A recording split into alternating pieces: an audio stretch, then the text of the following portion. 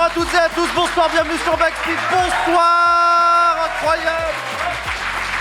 Bonsoir, très heureux de vous retrouver mesdames et messieurs pour votre émission préférée qui parle de politique sur Twitch, sur YouTube et en podcast. Bonsoir à toutes et à tous, très heureux de vous retrouver. On va parler de politique pendant les heures qui viennent. On a beaucoup de choses à se dire, des invités prestigieux qui vont venir sur ce plateau discuter avec nous de sujets passionnants. Bonsoir le chat, bonsoir les commentaires sur YouTube, bonsoir les gens sur Twitter, bonsoir Internet. Ça fait plaisir de vous retrouver ce soir. Qu'est-ce que je veux dire ? Ce soir, je suis pas tout seul, je suis avec les Totally Spies. Et ça fait plaisir. Les meilleures chroniqueuses du monde, bonsoir toutes les trois. Bonsoir Léa, comment tu vas ? Fort bien. Ça fait plaisir de te retrouver sur le plateau de Backseat. Eh ben, je suis ravie d'être là. Ben ouais, nous aussi. Léa, tu es podcasteuse, tu as créé le podcast Popol, où tu parles de politique avec des femmes. Tout à fait. Et tu as aussi publié il y a 2 ans Plus de femmes en politique. Il y a un an tout pile et la pile. version poche sort dans 2 semaines. Sérieux ? Ouais. Trop bien. Du coup, ce sera moins cher. Nickel. Avec nous aussi ce soir, on est avec Sacha. Comment tu vas ? Salut Jean, ça va, super, et toi ? Bah écoute, ça va très bien, content de te retrouver. Sacha, Moi tu es aussi. journaliste au Journal du Dimanche. Absolument, Un journal qui sort le... mercredi. Absolument, merci beaucoup. Est-ce que tu étais dans la manif cet après-midi pour couvrir pour le Non, journal ? pas du tout, j'ai bossé de chez moi cet après-midi. Le télétravail, c'est une chose formidable.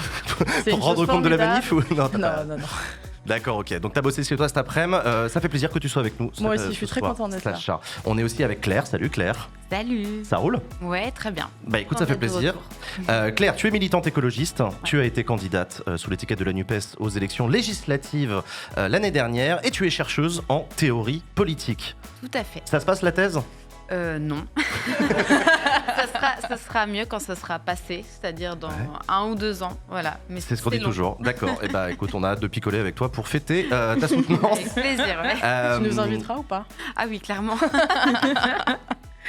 Qu'est-ce que je voulais dire ? On a plein de sujets dont on avait envie de discuter ensemble dans les actus de la semaine. Je crois qu'on a un jingle pour les actus de la semaine.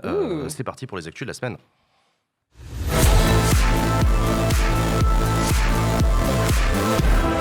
Merci beaucoup. Merci le public.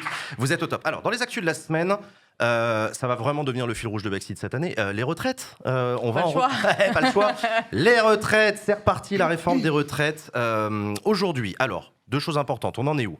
Journée de mobilisation interprofessionnelle partout en France aujourd'hui, journée de grève et de manifestation en France et dans beaucoup, à Paris et dans beaucoup de villes. Oh, le lapsus. Ouais. Pardon, j'étais obligée de relever. Aligné par la patrouille, bam. Non, C'est ça, personne ouais. n'a rien entendu. En on région. enchaîne. En province. Quel connard. Non, qu'est-ce que je voulais dire ? Donc, c'est à la fois donc, une nouvelle journée de mobilisation, je crois la 4e journée nationale, et on est à 48 heures seulement de la fin du marathon législatif à l'Assemblée nationale. Donc, on arrive à la fin aussi du marathon côté Assemblée. Un moment important où la pression continue à monter sur le gouvernement. Elle est très prégnante à l'Assemblée nationale, peut-être un peu plus faible dans la rue. Comment ça s'est passé aujourd'hui, Claire ? Alors moi, ce que je retiens, c'est déjà des cortèges où les jeunes sont encore très présents, du moins dans les grandes villes où il y a des universités, enfin notamment à Paris, c'était assez visible avec un point de rencontre dès 11h à la Sorbonne où il y avait du monde, quoi. Voilà. Je pense aussi la forte présence dans les villes moyennes, voilà, typiquement Albi où il y a eu du monde, c'était un petit peu le centre névralgique pour la journée de mobilisation d'aujourd'hui. Et puis quand même, ça tient. C'est-à-dire que là, ça fait, je ne sais pas à combien de manifs on est, mais il y a toujours du monde dans la rue, quoi. Et 5e, ouais. dire la force d'une mobilisation, elle ne se compte pas au jour J d'aujourd'hui, combien il y a eu de personnes. C'est est-ce que ça dure ? Et là, force est de constater que même sur des jeudis, donc des journées où il y a les gens doivent poser Un jour de grève, ouais. c'est un jour les de vacances grève. scolaires. Et c'est les vacances. C'est les vacances scolaires, par contre. C'est vrai. Mais du Ouais. coup, Sauf à aussi- Albi, justement. C'est pour ça qu'ils avaient choisi Albi. Non, c'est vrai. Voilà. C'est vrai, en tout Bah cas. ouais, Ok, bien ok. sûr, ouais. Moi, je pense que ça tient et que Pas dans la finalement, région. la résistance qui se manifeste aussi à l'Assemblée, les deux se nourrissent, quoi. Il y a un espèce de parallélisme entre les deux. T'as parlé d'Albi. T'as pas l'air convaincu, t'as l'air Si. moins Non, je convaincu que réfléchis moi. à haute voix parce qu'on va en parler justement du lien avec l'Assemblée nationale. Ouais. T'as parlé d'Albi, effectivement, t'as dit centre névralgique. Particularité d'Albi aujourd'hui, c'était là Joli petit port de pêche. Absolument, charmant. Albi, d'ailleurs, on embrasse les Albigeois. Albi, c'était la ville où se sont donné rendez-vous les têtes de pont nationales. C'était aussi ça la particularité. Pourquoi ils ont fait ça, l'intersyndicale ? Déjà, par rapport au calendrier des vacances, précisément, ça vous a peut-être échappé, mais c'était une des raisons qui a mobilisé en fait les syndicats pour aller à Albi, parce que c'était hors période scolaire. Dans la région. Après, il y avait aussi cette volonté de montrer un front uni, de montrer que la contestation est encore présente, qu'elle prend davantage, que les syndicats continuent à faire front commun, ce qui est quand même assez remarquable, parce qu'on aurait pu imaginer peut-être un infléchissement dans une certaine mesure de la CFDT qui aurait pu dire les choses n'avancent pas tout à fait dans le sens qu'on aimerait. Il y a aussi cette volonté de la part de la CGT de pousser les parlementaires à aller jusqu'au débat sur le recul de l'âge légal, donc l'article 7. On va en parler. Et ça, c'est quand même assez remarquable. Donc je pense encore cette volonté de montrer que les syndicats marchent main dans la main, que l'intersyndicale tient. Malgré tout, ce qui est assez surprenant. D'ailleurs, on aurait pu peut-être s'attendre à ce que ça foire à un moment donné, mais c'est quand même assez historique et remarquable, je trouve, en tout cas, ce front uni. Je suis d'accord avec toi, Léa, mais il y a un truc, moi, sur lequel j'ai un doute, justement, sur la poursuite de la mobilisation. Enfin, pas la poursuite, mais sur les suites. C'est qu'on sent qu'il commence à y avoir des disparités sur, justement, la poursuite du mouvement. Il y en a qui vont demander des grèves générales et carrément le blocage complet de la France, alors que d'autres vont dire non, il faut qu'on continue à se mobiliser, plutôt comme la CFDT, du coup, pour le coup. C'était pas Laurent Berger qui avait dit qu'il était chaud pour bloquer le pays le 7 mars ? Il avait dit ça, mais bon, le fait est que ça aura lieu le 7 mars. Ouais. Je crois que le point d'achoppement, en tout cas, par rapport aux différentes positions des syndicats, c'est surtout grève reconductible ou non, en fait. Voilà. Et je crois que c'est là-dessus que la CFDT et la CGT, en tout cas, ont du mal à s'accorder. On aura un blocage le 7 mars. Est-ce que ça sera reconductible le 8, le 9, le 10, le 11, etc. C'est là-dessus que je pense qu'il y a un point il y a un point de divergence entre les syndicats. Et je me demande si les mobilisations ne vont pas se cogner là-dessus un moment, parce que dans l'opinion publique, on sent aussi que les Français demandent justement à ce que ça aille parfois plus loin.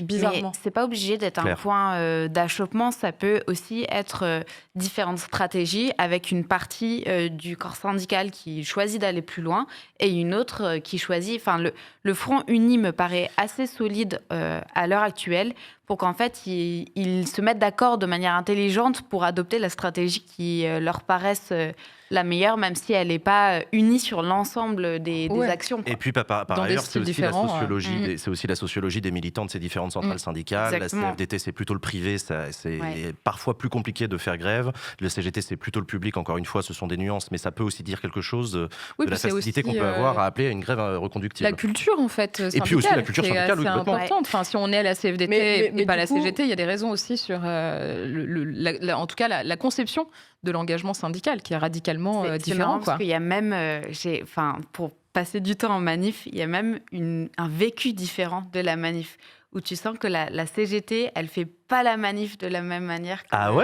la CFDT. Enfin, c'est beaucoup, le cortège CFDT, il est beaucoup plus calme, ils sont... Enfin, vraiment, il y a une différence. Il y a moins de c'est palpable.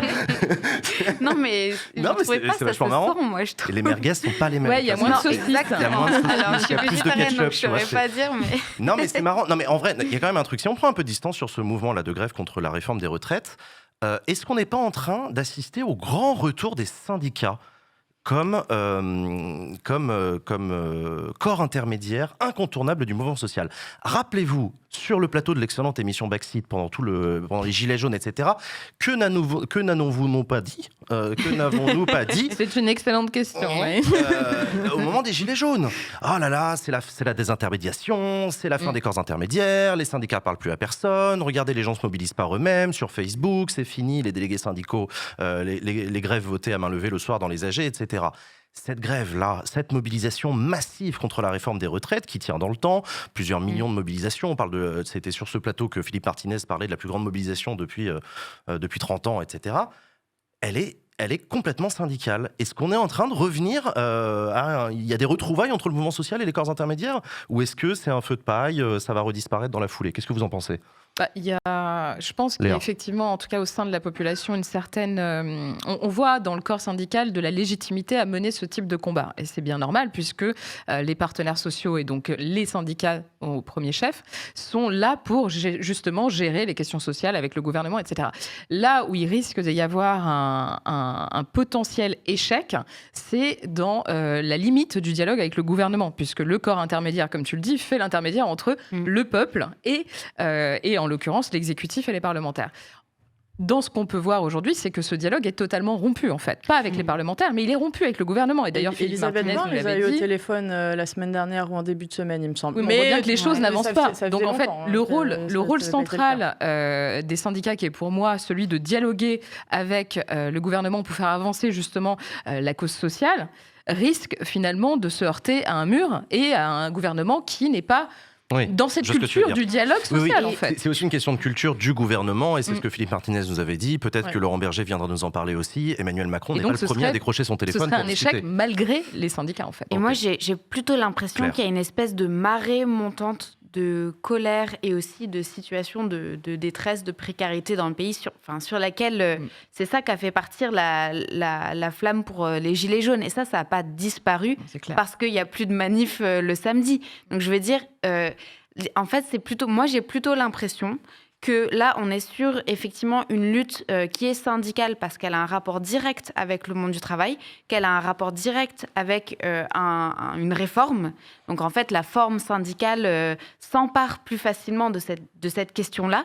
Mais la vague sur laquelle le mouvement actuel s'appuie, il est complètement connecté avec tout ce qui s'est passé avec les Gilets jaunes. Donc moi, je ne mettrais vraiment pas une espèce d'opposition entre les deux.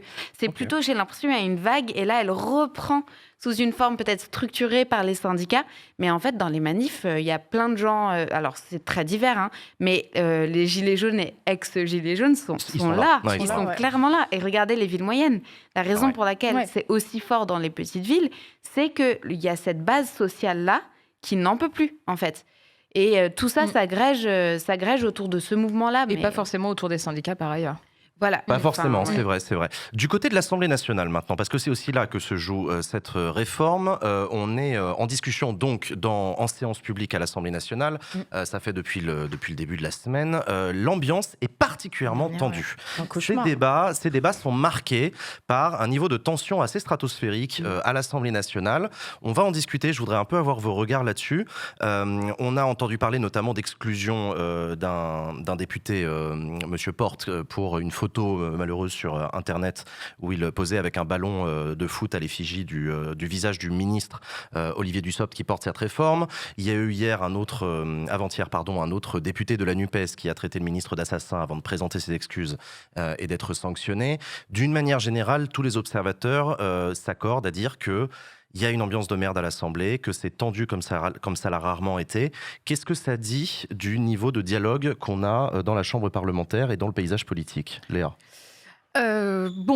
Déjà, c'est souvent le bordel à l'Assemblée, il faut quand même le dire. Moi, ce que je remarque, c'est que depuis la nouvelle législature, on a une polarisation qui est plus importante par rapport à 2017. Déjà, le gouvernement n'a plus sa majorité absolue, on est sur une majorité relative, donc il y a moins de députés proches de la majorité. On a quand même près de 90 députés RN, on a beaucoup plus de députés insoumis, ce qu'on n'avait pas au départ.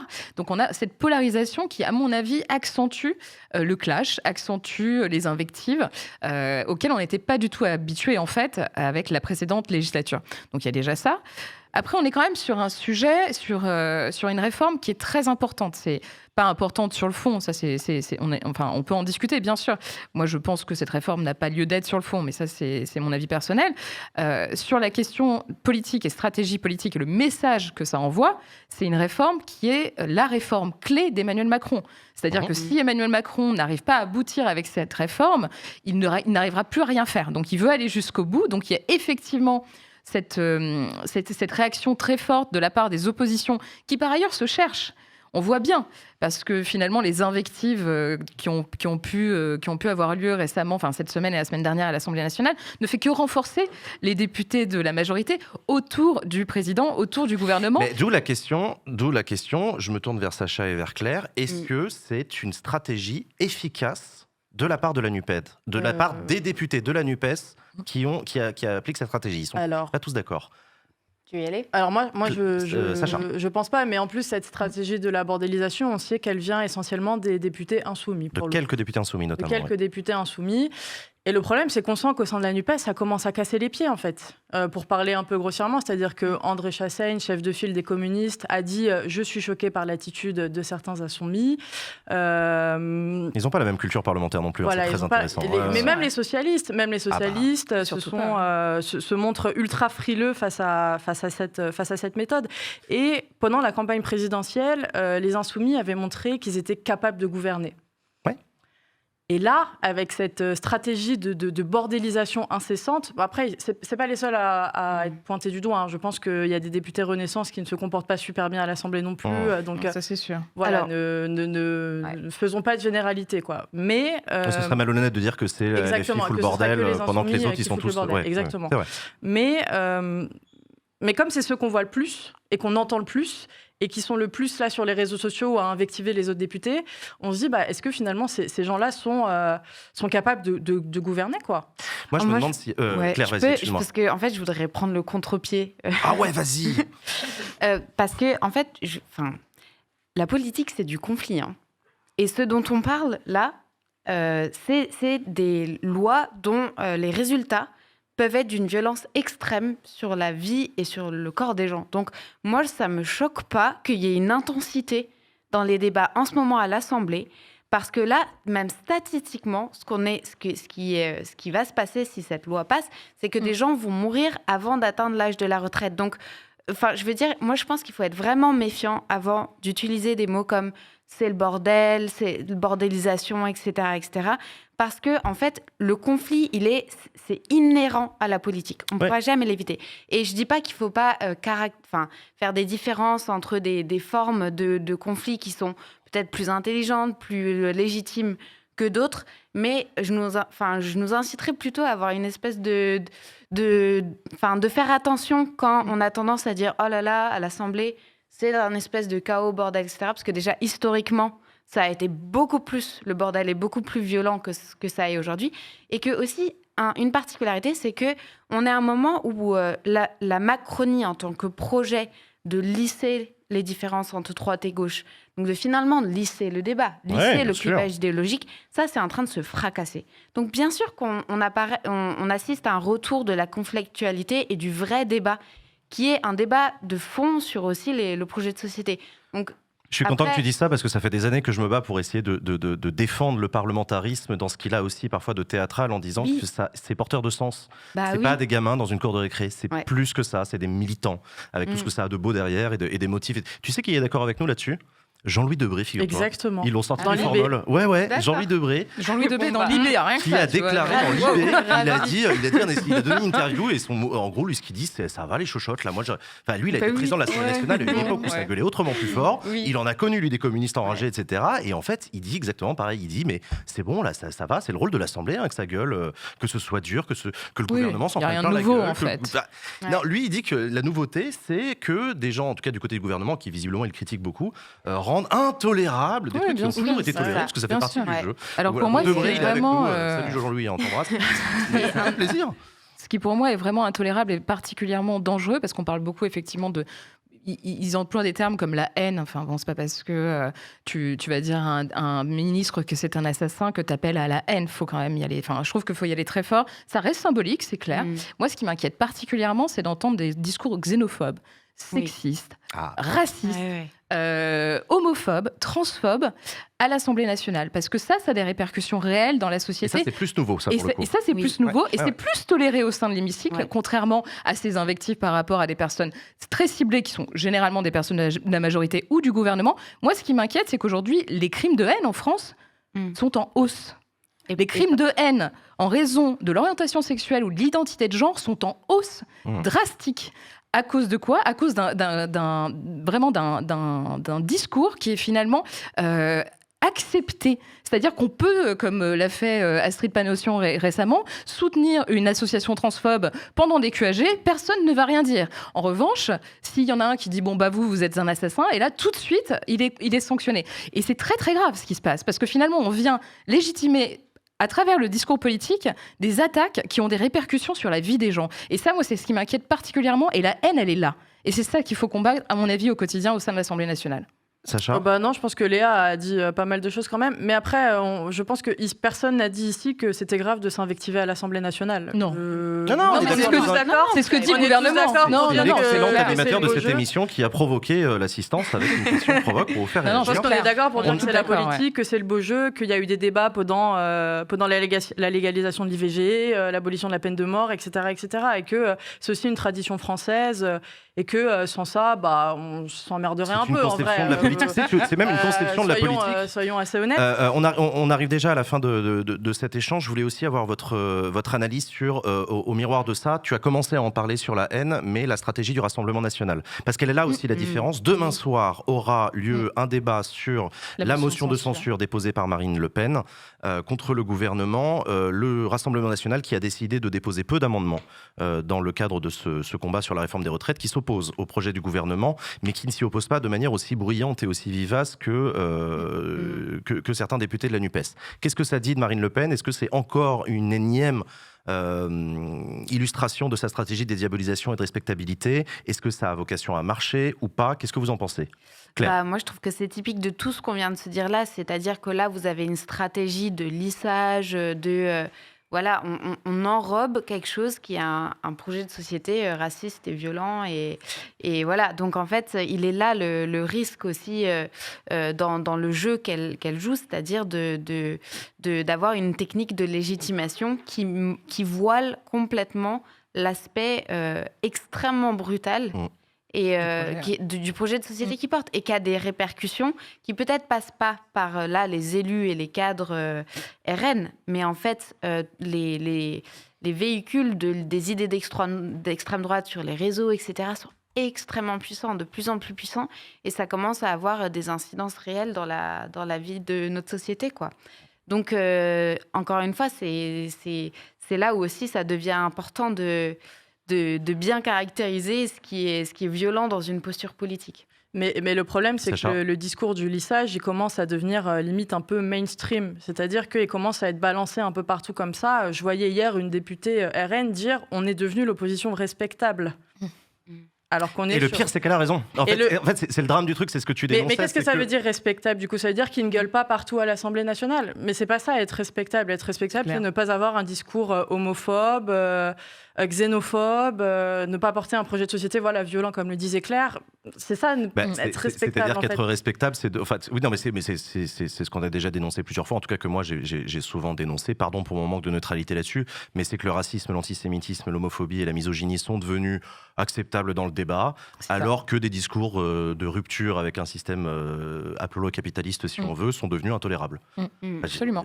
Je ne veux pas être un vieux con, mais j'ai grandi à une époque où, j'en ai entendu des communistes à l'Assemblée nous expliquer qu'il fallait rompre avec le capitalisme et tout. Moi, ça m'a toujours paru être un truc quasi folklorique dans le paysage politique français. Et c'est finalement... les marxistes sont franchement... c'est bon, quoi. C'est finalement là que le masque tombe, en fait. Et c'est là que le masque tombe, parce que c'est ce que tu disais sur... en réalité, le RN est là pour maintenir l'ordre établi et ne pas changer radicalement les choses, mais juste servir la classe dominante. On va encore se faire reprocher de ne pas être assez neutre. J'aurais dû dire bourgeois pour Usul. Usul, on t'embrasse. Désolé pour notre intolérance envers les racistes, on est désolé. Mais pas tant que ça, en fait. Claire, un mot de la fin ? Ouais, en fait, là-dessus, et je voulais juste rajouter qu'en fait, la manière de mener ou de pas mener le débat de la Macronie nous aide pas du tout, parce que là, par exemple, il y a eu la même sanction pour le député Thomas Porte, par exemple, pour cette photo, et pour le député RN qui avait proféré une phrase extrêmement raciste. Et donc, c'est là où on voit aussi une espèce d'indistinction de « Ah là, vous êtes des pas respectables et on vous met tous dans un espèce de même panier indistinct. » Mais je suis d'accord. C'est super dangereux, quoi. Bien sûr, vraiment, je me souviens d'Yael dangereux. qui avait repris un député qui avait traité de raciste l'extrême droite et elle lui avait donné une sanction. Alors, t'avais même tous les républicains, même ceux tous ceux qui étaient du côté de la République qui se sont levés, qui ont dit « Ah non, par contre, eux, ils ont toujours été racistes. On va pas commencer à nous empêcher de le dire. Ça va pas commencer comme ça. » Et du coup, ils ont mis les choses au calme assez rapidement. Merci les filles pour cet échange sur le sujet de l'actu qui était la réforme des retraites. On continue à en parler dans les prochaines émissions de Backseat. Bien entendu, sans plus tarder, on va retrouver une chronique que vous attendez toutes et tous et qui va introduire la séquence suivante. C'est parti pour le PowerPoint de Vincent.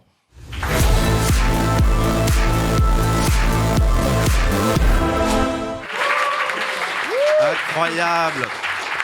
Nous a rejoint sur ce plateau Vincent Manilève, chroniqueur sur Backseat, qui va nous présenter, comme chaque semaine, son PowerPoint. Vous allez bien ? Bah ouais, toi ? Oui. Oui. Si. En vrai, ça va bien parce que le week-end dernier, je suis peut-être comme certains d'entre vous rentré voir ma famille. Enfin, vous n'avez pas vu ma famille, mais vous m'avez compris. Mais je suis rentré, voilà, je suis allé voir ma famille dans un des plus beaux coins de France. Globalement, je pense que j'ai pas besoin. C'est où ? Cergy, dans le Val-d'Oise. Ah, splendide. Bah, bien Joli sûr. petit port de bien pêche sûr. aussi. Cergy. Bah oui. Ah oui. Là, voilà. Là, c'est quelques photos que j'ai prises en allant à la base de loisirs, pour ceux qui connaissent peut-être, évidemment. C'est vraiment toi qui les as prises ce week-end, ces photos ? Je te jure que c'est ce week-end.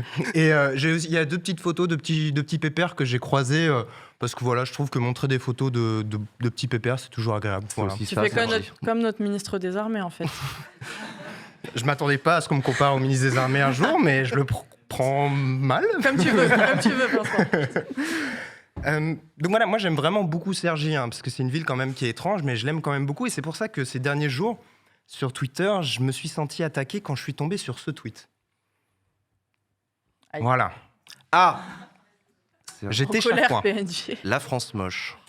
Parce que depuis quelques semaines maintenant, il y a un compte Twitter qui a engrangé beaucoup d'abonnés, plus de 68 000, en même pas un mois, et sur un sujet très très spécifique, la France moche. Alors c'est un compte qui compile, avec une certaine ironie, les constructions un peu jugées hideuses à travers le pays. C'est une expression qui est quand même assez connue, il y a un hashtag qui est consacré même, depuis de longues années, le hashtag France moche. Et en tant que Cergissois, fallait que je comprenne, quoi. Et je me suis posé la question, pourquoi la France moche ?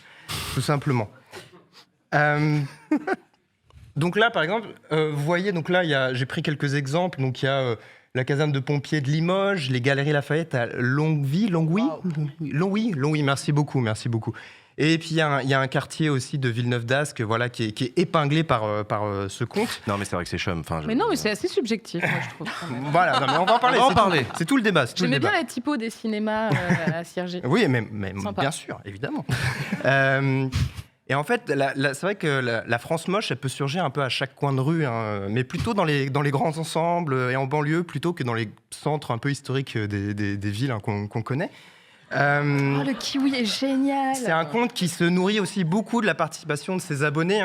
L'auteur du compte en a reçu une centaine par jour quand il prenait beaucoup d'abonnés. Et depuis, c'est plus d'une vingtaine de participations de manière quotidienne. Et je trouve ça logique parce que quand on s'attaque à l'ancrage territorial et donc émotionnel d'un Français, il y a forcément une envie de réagir, soit pour abonder dans le sens de la personne, soit pour protester. Et c'est pour ça que moi, là, depuis, j'ai un peu le poing serré à propos de Cergy. Parce que c'est vrai que 68 000 abonnés, c'est énorme quand même sur un sujet comme ça. Alors que dans le même temps, c'est 68 000 abonnés de plus que mon compte Cergy BG du 9.5, qui est quand même incontournable et qui existe. Que t'as vraiment créé pour cette slide. J'ai créé juste pour la blague. Le compte existe. En février 2023. On veut pas aller s'abonner ? T'as quand même 2600 abonnements. Non, ça, j'ai un peu fait. C'était pour dramatiser sur le fait que personne s'était abonné et tout, mais le compte existe. Non, la blague est bonne, vas-y. Voilà. Non, mais c'est pour montrer l'investissement que j'ai un petit peu là-dedans. Les follow. Donc en fait, la France moche a eu droit à pas mal de segments dans les médias globalement, et notamment dans la presse locale aussi, à la télé, et les community managers de comptes officiels de ville ont aussi pas mal réagi. C'est un vrai succès en termes de viralité. Et pourtant, ce compte a aussi provoqué un certain nombre de critiques, car l'expression en fait France moche, qui est pas mal établie depuis des années maintenant dans les médias, il y a même un prix qui existe, etc., avec évidemment un contexte différent, c'est pas pour juger les villes françaises, mais voilà, ça peut être perçu des fois comme une forme de moquerie à l'encontre de la vie de banlieue, la vie périurbaine, celle des ronds-points, des HLM, des centres commerciaux en tôle et en béton, et en opposition forcément aux villes historiques, à l'esthétique et au charme qui serait forcément supérieur.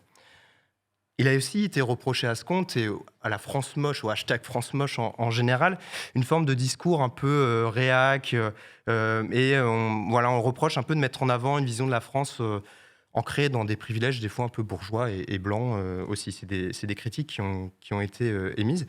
Et il faut bien reconnaître que le compte France moche avec son ironie et ses publications assez visuelles et sans trop de contexte ou explication, ça interroge. Et donc j'ai discuté avec son créateur, grâce à Laurent de l'équipe, que je salue, que je remercie.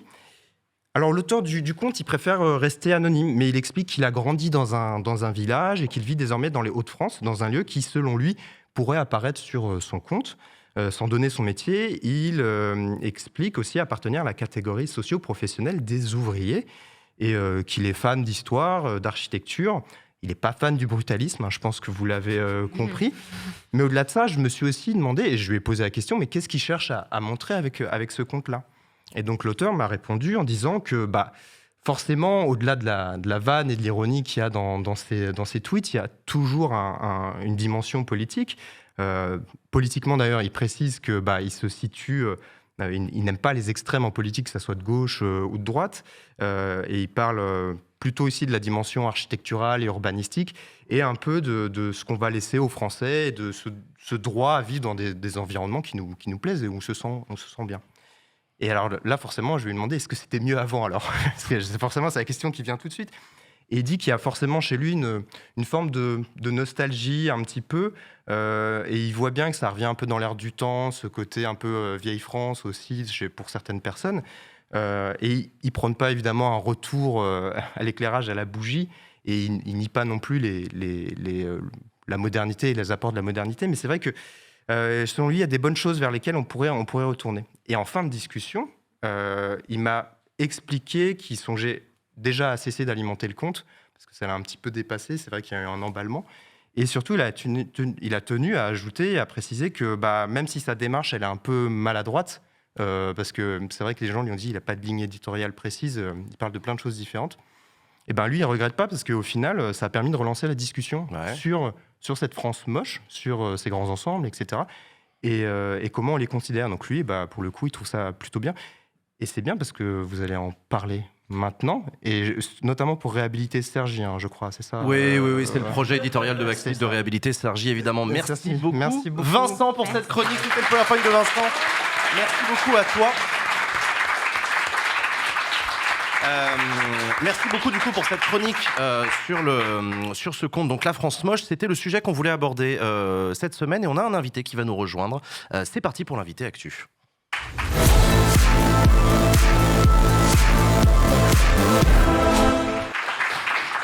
Et donc, nous a rejoint sur ce plateau Jean-Laurent Casselli. Bonjour. Bonjour. Jean-Laurent, tu es journaliste, tu es essayiste, tu es le co-auteur du livre La France sous nos yeux, que tu as publié avec Jérôme Fouquet l'an dernier, qui a été prix du livre d'économie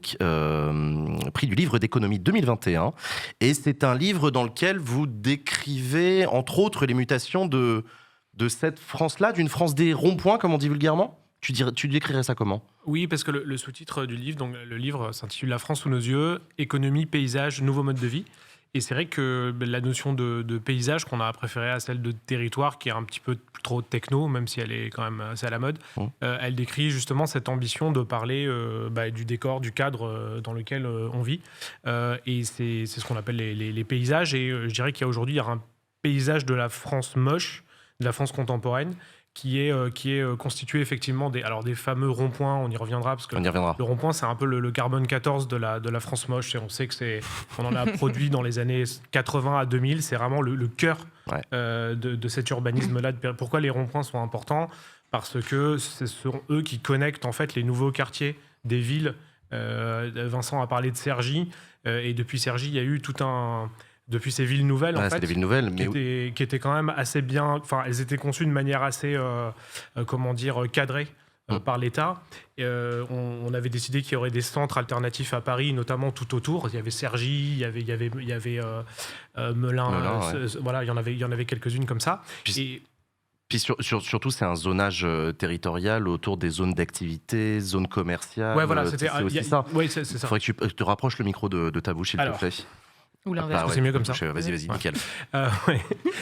Et donc, il y a cette France moche qui est une France plutôt de la planification, on va dire, des années d'après-guerre. Et puis, il y a la France moche de Télérama, dont on a vu la couverture tout à l'heure. C'est un peu ce magazine qui a lancé toutes les hostilités contre la France moche, qui a inventé l'expression dans ce dossier de une qui date d'une dizaine d'années, qui est paru, je crois, en 2010 ou 2011. Et il faut savoir que c'est aujourd'hui encore, je crois, un des articles les plus lus de l'histoire du site de Télérama. C'est intéressant ça. Oui, donc quand j'ai vu, parce que moi, dès qu'il y a quelque chose sur la France moche, les gens m'envoient des messages directement, me ping.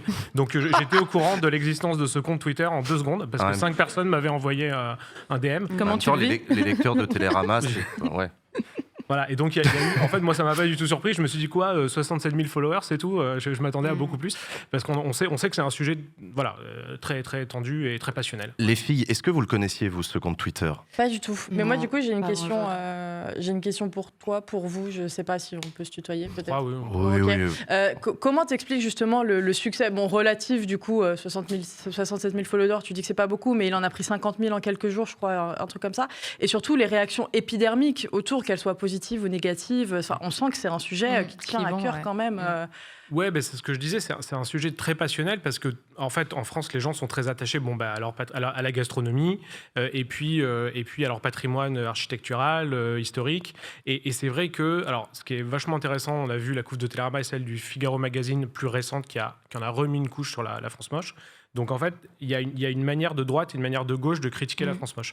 En fait, si je résume... J'allais te demander, c'est de droite ou de gauche de la France moche ? Donc c'est ta manière à toi d'y répondre. Vas-y, dis-moi. La France moche, on ne sait pas, mais en tout cas, ne pas aimer la France moche, c'est de droite et de gauche. Alors dis-nous, c'est quoi la différence entre les deux manières de ne pas aimer la France moche ? Il y a 2 manières de ne pas aimer la France moche. Il y a la manière, donc Télérama, qui était plutôt...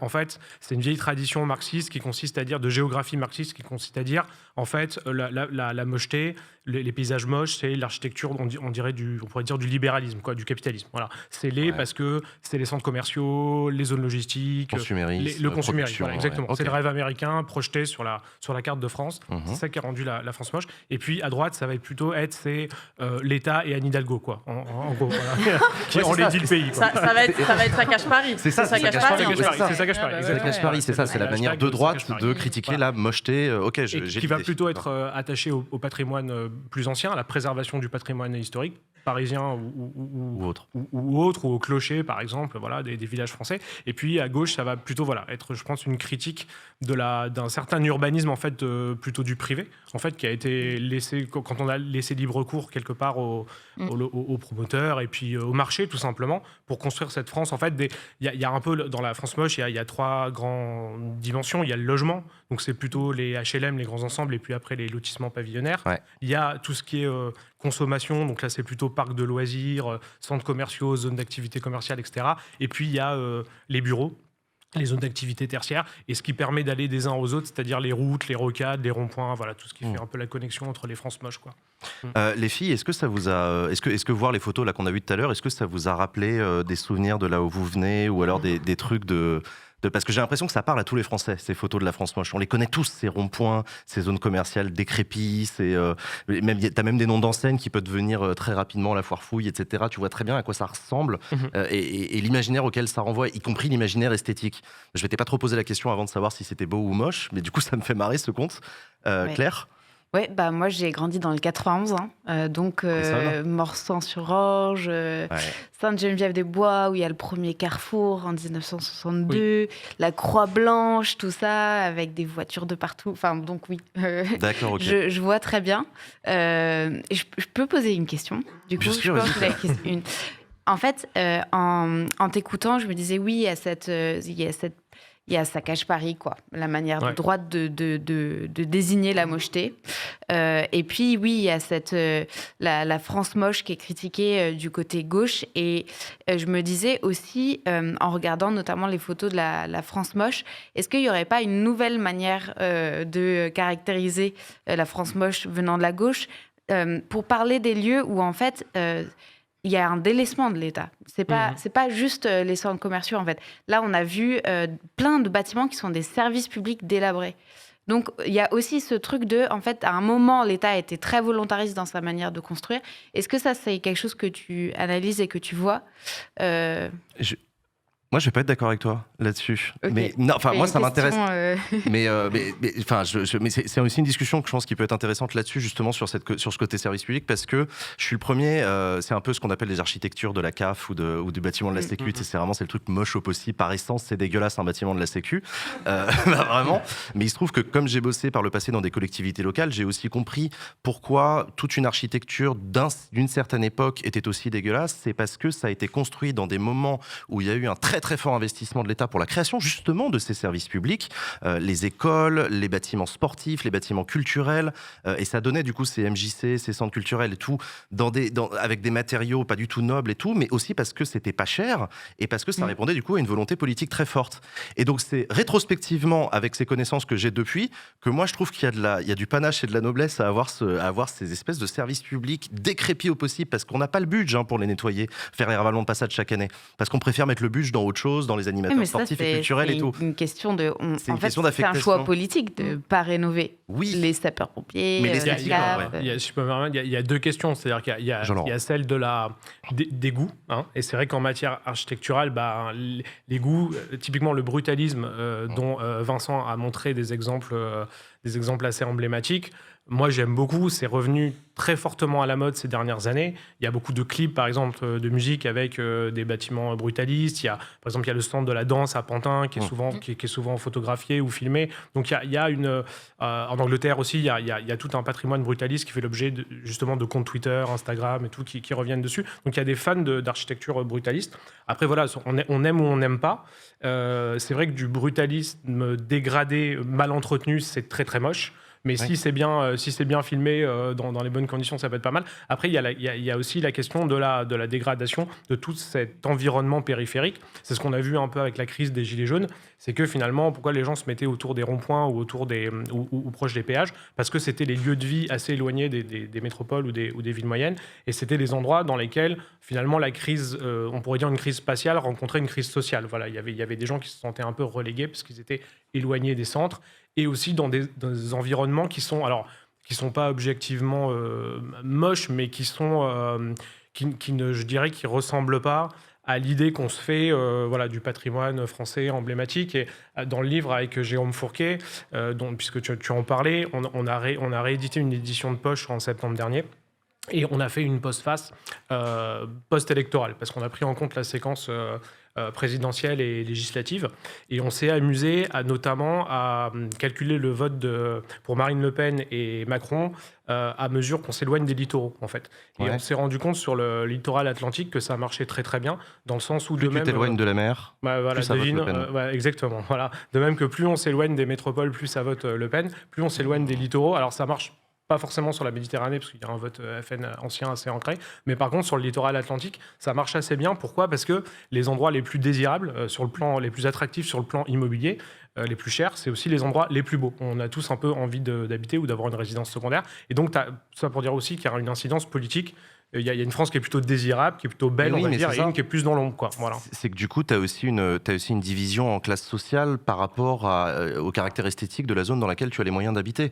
Et que du coup, ça rend... Est-ce qu'il y a pas une forme... Ma question, c'est est-ce qu'il n'y a pas une forme de mépris de classe dans le fait de juger moche une France quand on est un lecteur du... Enfin, c'est facile quand t'es lecteur abonné à Télérama dans ton beau centre-ville. Là, on refait c'est vachement dégueulasse ce rond-point. Bah ouais, t'habites pas à côté. On refait 10 ans après exactement le débat qu'il y a eu quand la couve de Télérama est parue. Ouais, il y a eu vraiment... Non, mais il y a eu vraiment le débat dans ces termes. C'est-à-dire qu'on disait, oh là là, mais... Enfin, il y a beaucoup de gens qui étaient d'accord pour dire qu'objectivement, bah ouais, c'est très moche. C'est dans l'Essonne, d'ailleurs, cette photo.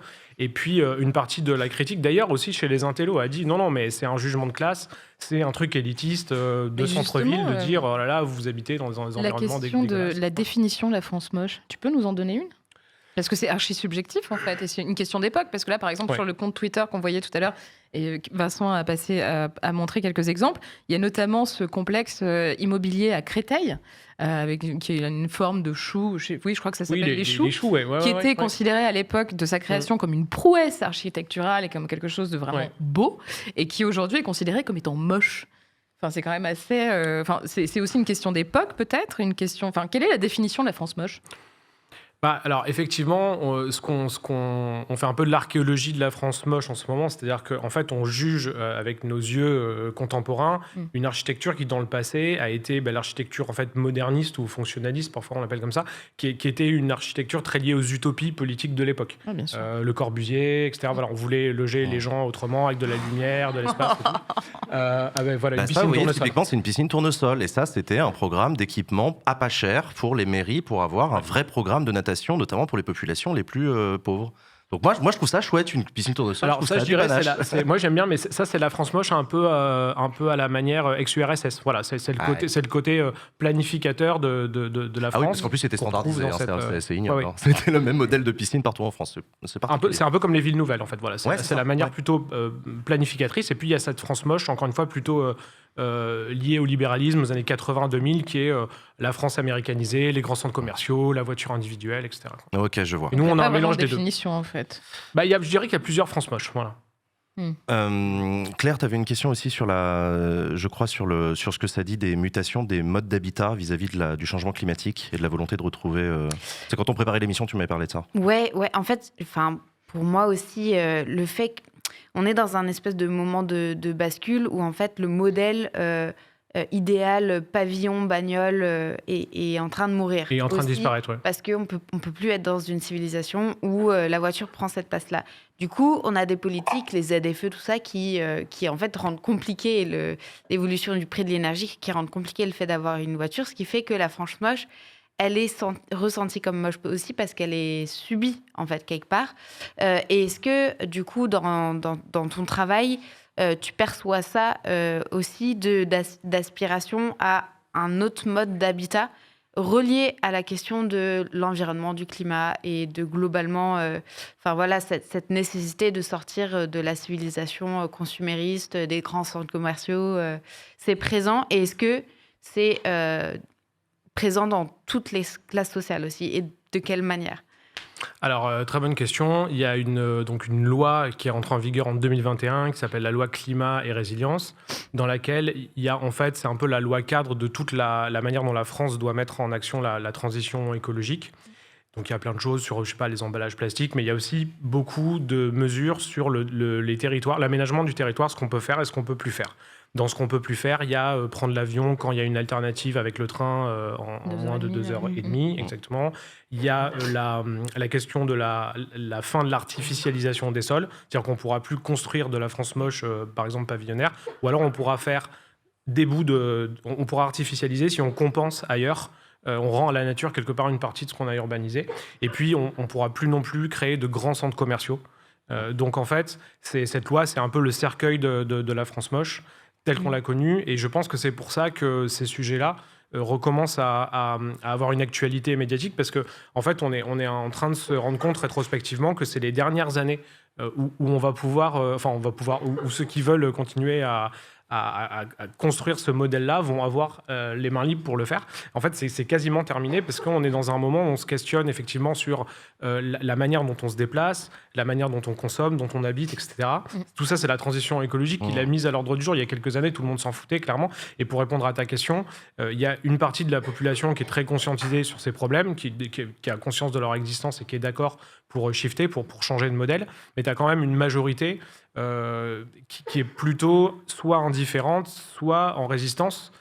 C'est celle à qui on dit, par exemple, pour les ZFE, donc c'est les zones à faible émission, dans lesquelles tu ne peux pas... dans lesquelles on ne pourra plus rentrer avec son SUV, pour faire très simple. Non, si c'est avec une épave que tu ne peux pas rentrer. Ah oui, c'est avec une épave. Si c'est un SUV hybride, c'est bon. Voilà. Ça passe. Grâce aux amendements du groupe Les Républicains au Sénat, évidemment. Ton SUV Tesla, le SUV électrique passe, mais pas Peugeot l'épave. 206. C'est exactement. Pas l'épave au diesel. Donc c'est vrai qu'il y a une injustice. Évidemment, il y a une dimension très sociale, puisqu'on dit aux gens qui ont peu de moyens, d'ailleurs en banlieue ou dans les grandes périphéries, notamment les gens qui ont des diesels, qu'en fait, ils ne pourront pas rentrer dans les centres-villes. Et quelque part, si je caricature un peu, qu'ils ne pourront plus non plus s'en éloigner, puisqu'on ne pourra plus construire de plus en plus loin, puisque ce ne sera pas écologiquement correct. Donc c'est vrai que là, il y a un risque aussi de se mettre à dos une partie de la population avec les nouvelles réglementations climatiques. On arrive à la fin. C'est bon, rassurez-vous, le chat, on lui a apporté de l'eau, tout va bien. Personne n'est décédé, personne n'a été blessé dans la réalisation de cette émission. Qu'est-ce que je voulais dire ? Oui, j'ai vu aussi dans le chat des gens qui parlaient de Le Corbusier, aussi l'architecture sur dalle, etc. Moi, ayant grandi pas très loin de la Défense, je fais partie de ceux qui aimeraient bien cramer un jour Le Corbusier, symboliquement le tuer parce que j'en peux plus. En plus, il paraît qu'il est encore célébré aujourd'hui dans les écoles d'urbanisme et d'architecture. Il est encore enseigné, tout à fait. Et ça me rend. Il a encore beaucoup de fans d'ailleurs. Et oui, il y a encore beaucoup de fans. C'est principe, comment reconnaître un fan de Le Corbusier? Il n'habite pas dans un quartier Le Corbusier ni dans un immeuble Le Corbusier. C'est la base de la définition. Mais vraiment, tu sais, le bouquin de la Fnac Le Corbusier, il est que dans les appartements haussmanniens des lecteurs de Télérama. Jamais chez les gens qui habitent dans un coin Le Corbusier. Où est-ce qu'on peut te retrouver, Jean-Laurent? Tu veux dire dans la sur les vraie vie ou sur les réseaux? Parce que là, les gens de Backseat t'ont entendu, t'ont trouvé passionnant. Et où est-ce qu'on peut le retrouver? Donc les livres Twitter, que tu as sortis. Twitter principalement, et les livres en librairie, non, c'est comme ça. En librairie, donc sur un site qu'on mentionne pas quand on parle de e-commerce, non. Non, qui possède par ailleurs Twitch. Donc voilà, mais plutôt en librairie, c'est mieux. C'est votre libraire de quartier, c'est quand même vachement mieux. La France sous nos yeux, ce livre que tu as publié en 2021, et l'autre livre que tu as écrit, c'était No Fake, contre-histoire de notre quête d'authenticité. Merci beaucoup à toi, Jean-Laurent Castelli. C'est la fin de cette actualité. Merci beaucoup à toi. On va marquer une pause et on se retrouve après la pause avec notre invité politique. Il s'agira d'Aurélien Pradier, le vice-président des Républicains, qui sera sur notre plateau. C'est parti pour la pause. À tout de suite. Bonsoir à toutes et à tous. Bonsoir, bienvenue sur Backseat. Bonsoir à toutes et à tous. Très heureux de vous retrouver, chers amis, dans cette émission extraordinaire sur Twitch, sur YouTube et en podcast. Très heureux de vous retrouver pour cette émission politique comme chaque semaine. Dans cette deuxième partie, on a des belles choses qui sont prévues, mais avant ça, comment ça va les filles? Les meilleures chroniqueuses du monde. Claire, ça roule? Ouais, toujours bien. Ouais, c'était trop bien la discussion avec Jean-Laurent Castelli. Ouais, vraiment. C'était vraiment chouette. C'est difficile, comme tu disais pendant la pause, ça pourrait continuer encore 1 heure à chaque fois. Ouais, si on pouvait, on ferait, mais on peut pas. Sacha. Ça va, pareil, c'était passionnant. C'était vraiment très très cool. Intéressant. Bon, bah écoute, super. Léa, ça roule aussi? Ouais, moi j'attends le quiz à la con avec impatience. On n'attend que ça, évidemment. C'est un prétexte, la politique sur Backseat. Je vois qu'on nous a rebaptisés, on est désormais les Spice Girls. Les Spice Girls, d'accord. J'ai pas la ref, Pas les parce que là on n'est pas assez en fait. Faut leur expliquer qu'il y en manque. Elles sont pas trop les quand Spice même. Girls. Non, mais Girl Power quand même. Oui. Ah oui, non, Girl Power quand même. Oui. Je sais pas si vous êtes au courant, il y a encore des gens qui le savent pas, mais cette formidable émission, elle est financée grâce aux généreuses donations des gens qui l'aiment bien. Généreuse donatrice. De généreux donateurs et généreuses donatrices, tout à fait, absolument. Et pour ça, il faut aller sur la page utip.io/Jean Massier, sur laquelle vous pouvez... exactement, sur laquelle vous pouvez participer au financement participatif. Merci Léa pour cette aide. Donc voilà, n'hésitez pas à faire un don. Faut que ça imprime, c'est un moyen. Si vous aimez bien cette émission, si vous trouvez qu'elle est cool, qu'elle a sa place, qu'elle a du sens, etc., n'hésitez pas à filer de la moulaga. Ça fait plaisir. Vous pouvez aussi offrir à votre Valentin, à votre Valentine, un sweat, un t-shirt, un mug, une place dans le public, tout ça. Ça va toujours le public? Ouais. Vous êtes content d'avoir claqué 50 balles pour venir? Ouais. Voilà. 49,3 évidemment, 49,3 €, bien entendu. Chers amis, sans plus tarder, je vous propose que on passe à la séquence suivante de l'émission, et ça va être la formidable chronique d'Adèle. C'est parti pour la vie d'Adèle.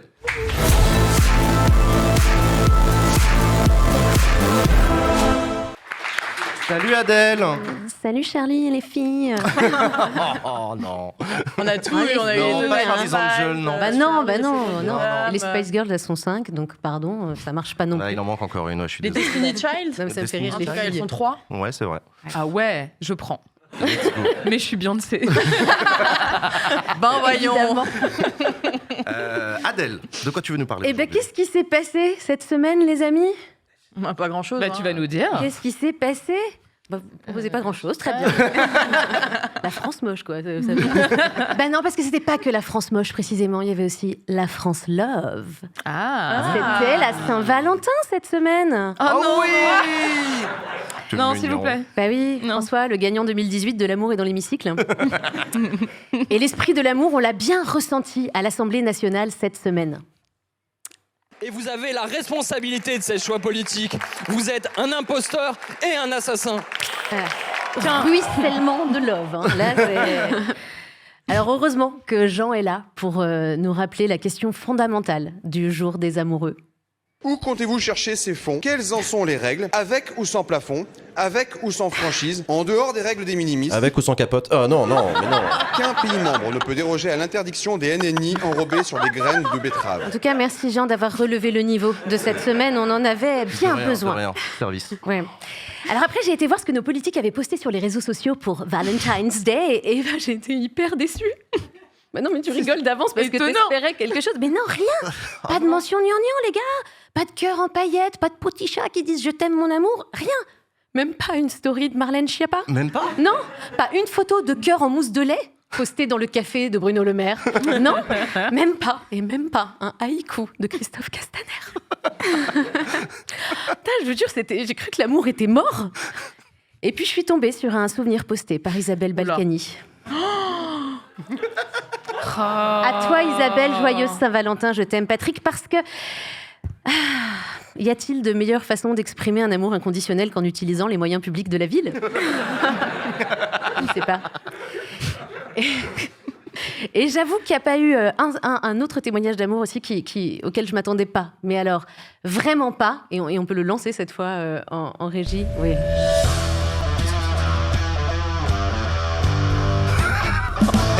Oh là là, c'est cringe à mort. Non, je vois pas pourquoi tu dis ça. Non, mais dis pas que Vraiment, c'est pas cringe. Ah non. Oh non, regarde. Précision, hein. Ah, on est content de savoir qu'à la préfecture de police, on sait se garer aussi précisément. C'est la presse qui a fait ça? Ah oui, c'est sur le compte Twitter de la préfecture de police. Oh. Et oui. Ça doit être super dur à faire quand même. Hein. Franchement. Mais ils ont que ça à foutre. Bravo à eux. C'est ça la vraie question, quoi. C'est ça la vraie question. Mais qu'est-ce qui représente mieux l'amour qu'un escadron de motards qui dit « Je suis gardienne de la paix de ton cœur » Je sais pas, je sais pas, moi. C'est pas un haïku de Castaner, ça? Ça pourrait. Non, mais des petits cœurs battent derrière les LBD, hein, et c'est bien de s'en souvenir en ce jour de manifestation. Et il y a un autre endroit où tout n'était qu'amour cette semaine, et c'est chez les LR. Ah oui. Eh oui. La preuve en image, Julien Aubert, l'un des 21 vice-présidents du Parti républicain, c'est pas une vanne. Il est toujours vice-président, Julien Aubert ? Tout à fait. Enfin, en tout cas, sur l'organigramme auquel j'ai eu accès, il l'était, mais vous pourrez peut-être vous renseigner bientôt. Julien Aubert, donc, nous explique sa conception de l'amour. Ah, ça doit être quelque chose. Hein. Vous avez un devoir de responsabilité. Nous sommes la Saint-Valentin. Et tous les gens qui connaissent la Saint-Valentin savent que l'amour, c'est bien, l'épreuve d'amour, c'est mieux. Bah oui, l'amour c'est bien, l'épreuve d'amour c'est mieux. Est-ce qu'on dirait pas un mauvais coach en séduction? Ok, donc leçon number one, l'amour chez les LR, tu vois, c'est aimer, c'est savoir dire je t'aime sans parler. Là je t'aime. Là je t'aime. Non mais il va où avec ça, le Dr Love? Notre parti politique a donné beaucoup d'amour à Aurélien Pradier. On peut dire même que c'est l'enfant chéri de ces dernières années. Enfant gâté? Voilà, l'enfant chéri ne doit pas devenir un enfant gâté. Gna gna gna.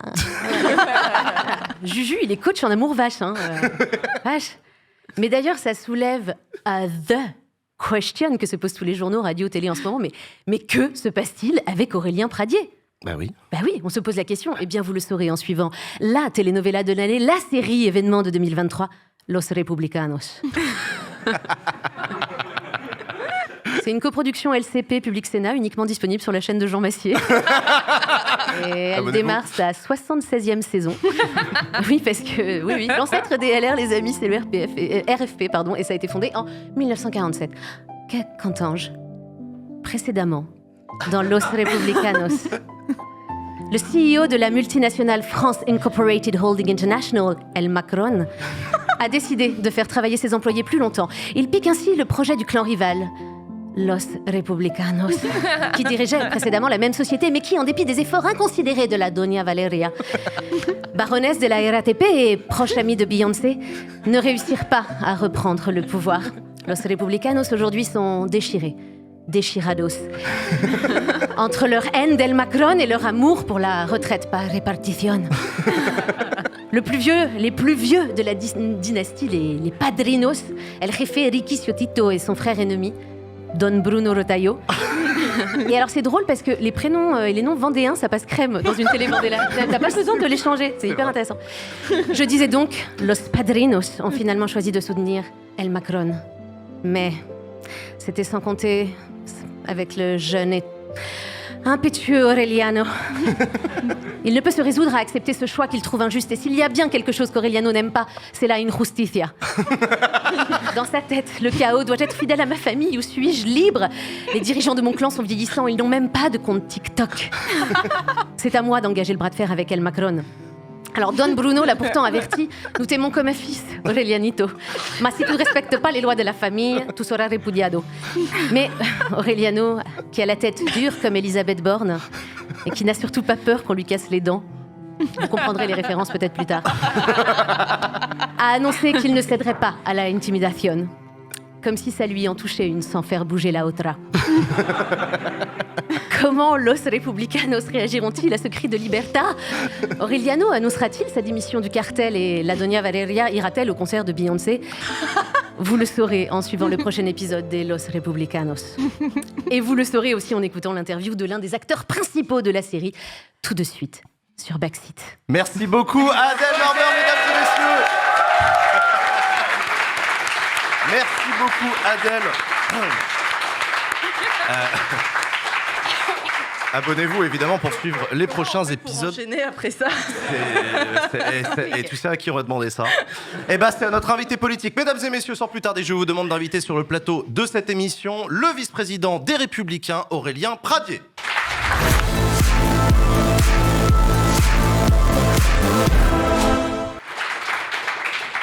Bonsoir Aurélien Pradié. Bonsoir. Merci d'avoir accepté notre invitation.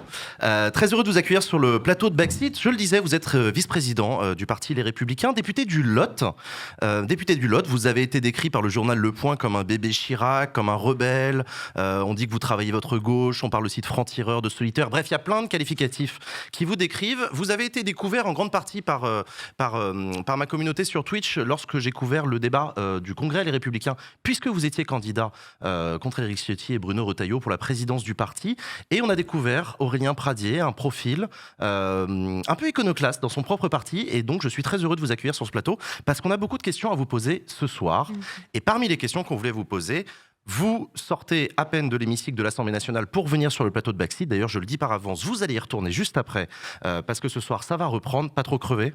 Non, tout va bien, je suis très heureux d'être avec vous. C'est un gros mensonge, ça. Ouais, je pense que mon visage trahit autre chose que ce que je vous dis. Vous avez l'air claqué, c'est vrai. Mais merci beaucoup, je suis très heureux. Mais c'est aussi ça, être député. Par des compliments. Et justement, aujourd'hui, donc, journée dans l'hémicycle pour vous, journée de mobilisation dans la rue partout en France, on l'a dit tout à l'heure, dans les villes moyennes, notamment à Albi. Appel à la grève pour le 7 mars. Est-ce que ça vous laisse entendre qu'on est sur la bonne voie? Est-ce que ce mouvement social d'opposition à la réforme des retraites, vous qui êtes contre le décalage de l'âge de départ à la retraite à 64 ans, est-ce que ce mouvement montre la voie pour vous? Je ne sais pas, est-ce que j'ai une opposition totale à la réforme des retraites? Non, je pense qu'il faut qu'on puisse réformer notre système de retraite, je pense qu'il faut le faire autrement, différemment. C'est des propositions anciennes que j'ai portées, notamment à l'époque où j'étais candidat face à Éric Ciotti et Bruno Retailleau. Mais nous, on est dans un autre combat qui est le combat qu'on mène à l'Assemblée nationale, qui est un combat parlementaire, un combat démocratique. Et moi, j'aime pas trop mélanger les choses. J'aime pas quand ce sont les leaders syndicaux ou la rue qui donnent des ordres aux députés. Nous, on est totalement libres. D'ailleurs, on doit l'être à l'égard du parti politique aussi. Un petit peu, depuis 2-3 jours, on a le sentiment que c'est un peu les uns les autres qui s'organisent et qui se coordonnent. Donc nous, on a une bataille parlementaire à mener. Elle est compliquée parce qu'elle traîne, c'est très long, qu'on n'ira pas jusqu'au bout de l'examen du texte, puisqu'il y a une date limite qui est vendredi minuit, qu'on ne pourra pas voter sur tout le texte. Donc on essaie d'arracher, en tous les cas c'est le combat que je mène, progressivement des mesures qui feront que la vie des Français sera meilleure. Alors on va en parler justement de ces mesures et des différents pas de deux qu'a fait le gouvernement sur cette mesure. Mais avant ça, plus globalement, pourquoi Aurélien Pradié vous opposez-vous au report à 64 ans de l'âge légal de départ à la retraite, alors que vous êtes vice-président d'un parti qui proposait il y a encore quelques mois 65 ans comme l'âge légal de départ? Pourquoi? D'abord, c'est le fait que j'ai une fonction au parti ne conditionne pas mes convictions. Un parti politique, c'est pas une caserne, c'est pas une secte, heureusement d'ailleurs. Et on peut dire des choses différentes les uns des autres dans un parti politique. Moi, ce que je dis, c'est qu'il faut respecter ceux qui bossent dur. Ouais. Ceux qui bossent dur, c'est généralement ceux qui ont commencé tôt. Je ne dis pas que ceux qui ont fait des études ne travaillent pas dur. Mais quand vous avez commencé à 14 ans, à 16 ans ou à 17 ans, pour moi, c'est normal que vous partiez plus tôt que celui qui a commencé à 25 ans. Et dans les études qu'on a d'ailleurs, ceux qui ont commencé à travailler tôt sont en général ceux dont les métiers sont les plus pénibles, physiquement, sont des artisans, etc. et dont les salaires sont plus bas que ceux qui ont commencé à travailler plus tard. Ça se comprend, quand vous avez fait des études, vous avez un niveau de salaire meilleur. Et cette réforme-là, elle prend mal en compte ce point-là. qui est ce qu'on appelle les carrières longues. Celui qui a commencé à bosser tôt va devoir faire, s'il a commencé à 16 ans, 44 ans de cotisation, 44 annuités, alors que celui qui a commencé à 25 ans ou à 30 ans va aussi faire 44 annuités. Et donc c'est une des batailles que j'ai menées parce que je souhaite que la réforme des retraites ne soit pas une manière de faire en sorte que ceux qui travaillent déjà dur soient condamnés demain à travailler encore plus dur pour financer je ne sais quelle autre dépense sociale. Voilà ce que j'ai toujours défendu. Une question là-dessus, mais avant ça, pourquoi j'ai l'impression d'entendre un responsable de gauche là, dans tout ce que vous venez de dire ? Pourquoi ça sonne de gauche dans ma Parce qu'il faut que vous remettiez votre cerveau à l'endroit, mais ça je vais aidez-moi, je vais vous y aider progressivement. Non, si je suis plus sérieux, parce que ça fait déjà près de 10 ans que la droite elle tient plus discours. Oui. Parce qu'on a presque oublié que fut un temps où la droite, elle était extrêmement attentive, hyper respectueuse des travailleurs, des familles modestes, des travailleurs les plus modestes de notre pays. Vous savez, quand la réforme des retraites a été conduite par Jacques Chirac à l'époque et par Nicolas Sarkozy... 2003 et 2010. Exactement. À ces deux occasions, on a créé ce qu'on appelle le régime de pénibilité, qui aujourd'hui est en place, et le dispositif des carrières longues, dont je parlais aujourd'hui, qui doit être amélioré. Donc la droite, historiquement, elle a toujours été attentive à respecter le travail, y compris le travail le plus dur. Sûrement, depuis quelques années, on a eu le sentiment que la droite, elle s'intéressait plus aux chiffres qu'à la vie de nos concitoyens. Moi, je me suis engagé en politique, j'avais 17 ans. Je ne viens pas d'un milieu politique, mes parents ne faisaient pas de politique, je n'ai pas fait d'études politiques, enfin, le peu que j'ai fait, ça n'a pas été une réussite. Et très tôt, je me suis engagé comme élu local, et je me suis engagé parce que je considérais que la politique, elle était là pour corriger les injustices, pour en particulier porter la voix de ceux qui n'avaient pas de parole. Ceux pour qui tout va bien, en général, ils savent se défendre. Ceux pour qui ça va mal, c'est plus compliqué. Vous parlez de la France qui bosse et du respect de ceux qui travaillent. On a aussi beaucoup entendu la droite défendre la baisse du coût du travail, réduire les cotisations sociales, réduire les impôts sur les entreprises et sur les ménages. Ça peut aussi créer cette dissonance cognitive dans ma tête quand je vous entends prononcer ces discours-là. Oui, sûrement. Et puis aussi parce que depuis 10 ou 15 ans, la droite, elle s'est résumée à être une punition pour les Français. Alors, je ne vous fais pas de détails sur quelques campagnes présidentielles, mais même moi qui étais un militant de ces campagnes présidentielles, j'avais le sentiment que l'objectif politique était de punir les Français. Et les punir de quoi ? Est-ce que les Français sont vraiment les responsables aujourd'hui du fait que les politiques n'aient pas tenu les comptes publics ? Ce n'est pas les Français qui sont responsables de ça, ce sont les responsables politiques qui le sont. Est-ce que celui qui a commencé à bosser à 16 ans, on peut le tenir comme responsable du déficit du système de retraite ? Pas du tout, il va cotiser plus que les autres. Bref, c'est tout cela que j'essaie de dire. En fait, je retrouve le chemin d'une droite qui a historiquement existé. Alors, c'est très ancien, je n'étais pas né et beaucoup d'entre vous ne l'étaient pas non plus, mais la droite qu'on appelle gaulliste, c'est-à-dire celle du général de Gaulle, qui est une vieille histoire, et puis tout ce qui a suivi ensuite, c'était une droite qui était capable, je ne sais pas si elle était sociale, mais en tous les cas, elle était très attentive aux injustices. Et puis, je vous redis que moi, je me suis engagé en politique pour ça, parce que je pense que la politique, elle est faite pour lutter contre les injustices, pas pour gérer les injustices. Et ces combats-là, c'est ceux que je mène depuis quelques années sur beaucoup de sujets, les violences conjugales, le handicap et aujourd'hui les retraites. Léa. Merci. Bonsoir. Bonsoir. Alors, oh l'intro. Non, j'ai plein de choses en tête. Vous parliez tout à l'heure du fait que le parti politique n'était pas une secte, tant mieux, parce que les sectes sont interdits en France. Encore qu'on et les partis politiques pas encore. Et les partis politiques pas encore, effectivement, même s'ils n'ont pas beaucoup de succès, il faut bien le dire. Moins que les sectes, c'est vrai. Ouais. C'est vrai. Les Républicains ont perdu énormément d'adhérents, on va pas revenir là-dessus, et adhérentes. Il y a quand même une certaine logique de discipline au sein d'un parti. Là, on a vu avec le bureau politique de LR qui a quand même voté une motion de soutien à cette réforme des retraites. Que vous n'avez pas voté. Que vous n'avez pas voté au demeurant. Est-ce que, quand vous voyez Éric Ciotti qui deal en quelque sorte quelque chose en amont avec le gouvernement, qu'est-ce que ça vous fait, vous ? Parce qu'en fait, là, ça a été dealé, en quelque sorte, que LR allait soutenir cette réforme. Et vous êtes que quelques-uns à, finalement, être un peu un caillou dans la chaussure et du gouvernement et des LR. Oui, et puis c'est très bien. Moi, j'ai rien dealé depuis le départ. Et d'ailleurs, vous voyez, ceux qui, peut-être, ont donné l'impression d'avoir dealé très tôt, est-ce que c'est la méthode qui a permis d'obtenir le plus de choses ? La semaine dernière, quand j'ai commencé à dire sur les retraites, je ne suis pas d'accord, il faut qu'on corrige la question des carrières longues, pendant une semaine, tout le monde a dit Pradier, c'est un emmerdeur, ce type, c'est un jusqu'au-boutiste. J'ai eu quelques compliments de mes amis, vous voyez, qui disaient mais enfin, pourquoi il ne s'était pas celui-là ? Bon, on a obtenu qu'Elisabeth Borne bouge sur les 17 ans. C'est-à-dire ceux qui ont commencé à 17 ans vont faire 43 années. En fait, vous êtes meilleur que l'état-major de Républicains pour obtenir des trucs. Bah si, c'est un peu ça ce que vous nous dites. Ne me demandez pas de répondre à cette question, j'ai déjà assez d'emmerdements depuis une semaine. On embrasse la direction des Républicains qui regarde cette émission. Typiquement, êtes-vous satisfait de cette avancée, entre guillemets, de la part d'Elisabeth Borne ? Non, ça suffit pas. D'accord. Et j'ai été très clair, j'ai dit que tous ceux qui avaient commencé avant 21 ans, qui sont en carrière longue, doivent pouvoir partir avec les 43 annuités. Elisabeth Borne, elle a d'abord bougé sur les 20-21 ans. Alors accrochez-vous parce qu'il faut comprendre. Elle a dit, bon, mais pour les 20-21 ans, je veux bien, ce sera 43 annuités. Pour ceux qui ont commencé à 14 ans, ce sera 44 annuités. Pour ceux qui ont commencé à 15 ans, ce sera 43 annuités. Pour ceux qui ont commencé à 16 ans, ce sera 44. Pour ceux qui ont commencé à 17, ce sera 43, etc., etc. Donc ça dépend si vous avez commencé à un âge pair ou à un âge impair, vous êtes gagnant ou vous êtes perdant. Il y a un impact aussi sur la surcote. C'est totalement injuste. Et l'impact sur la surcote. C'est totalement injuste et totalement stupide. Et donc Elisabeth Borne a annoncé ça hier. Personne n'a rien compris.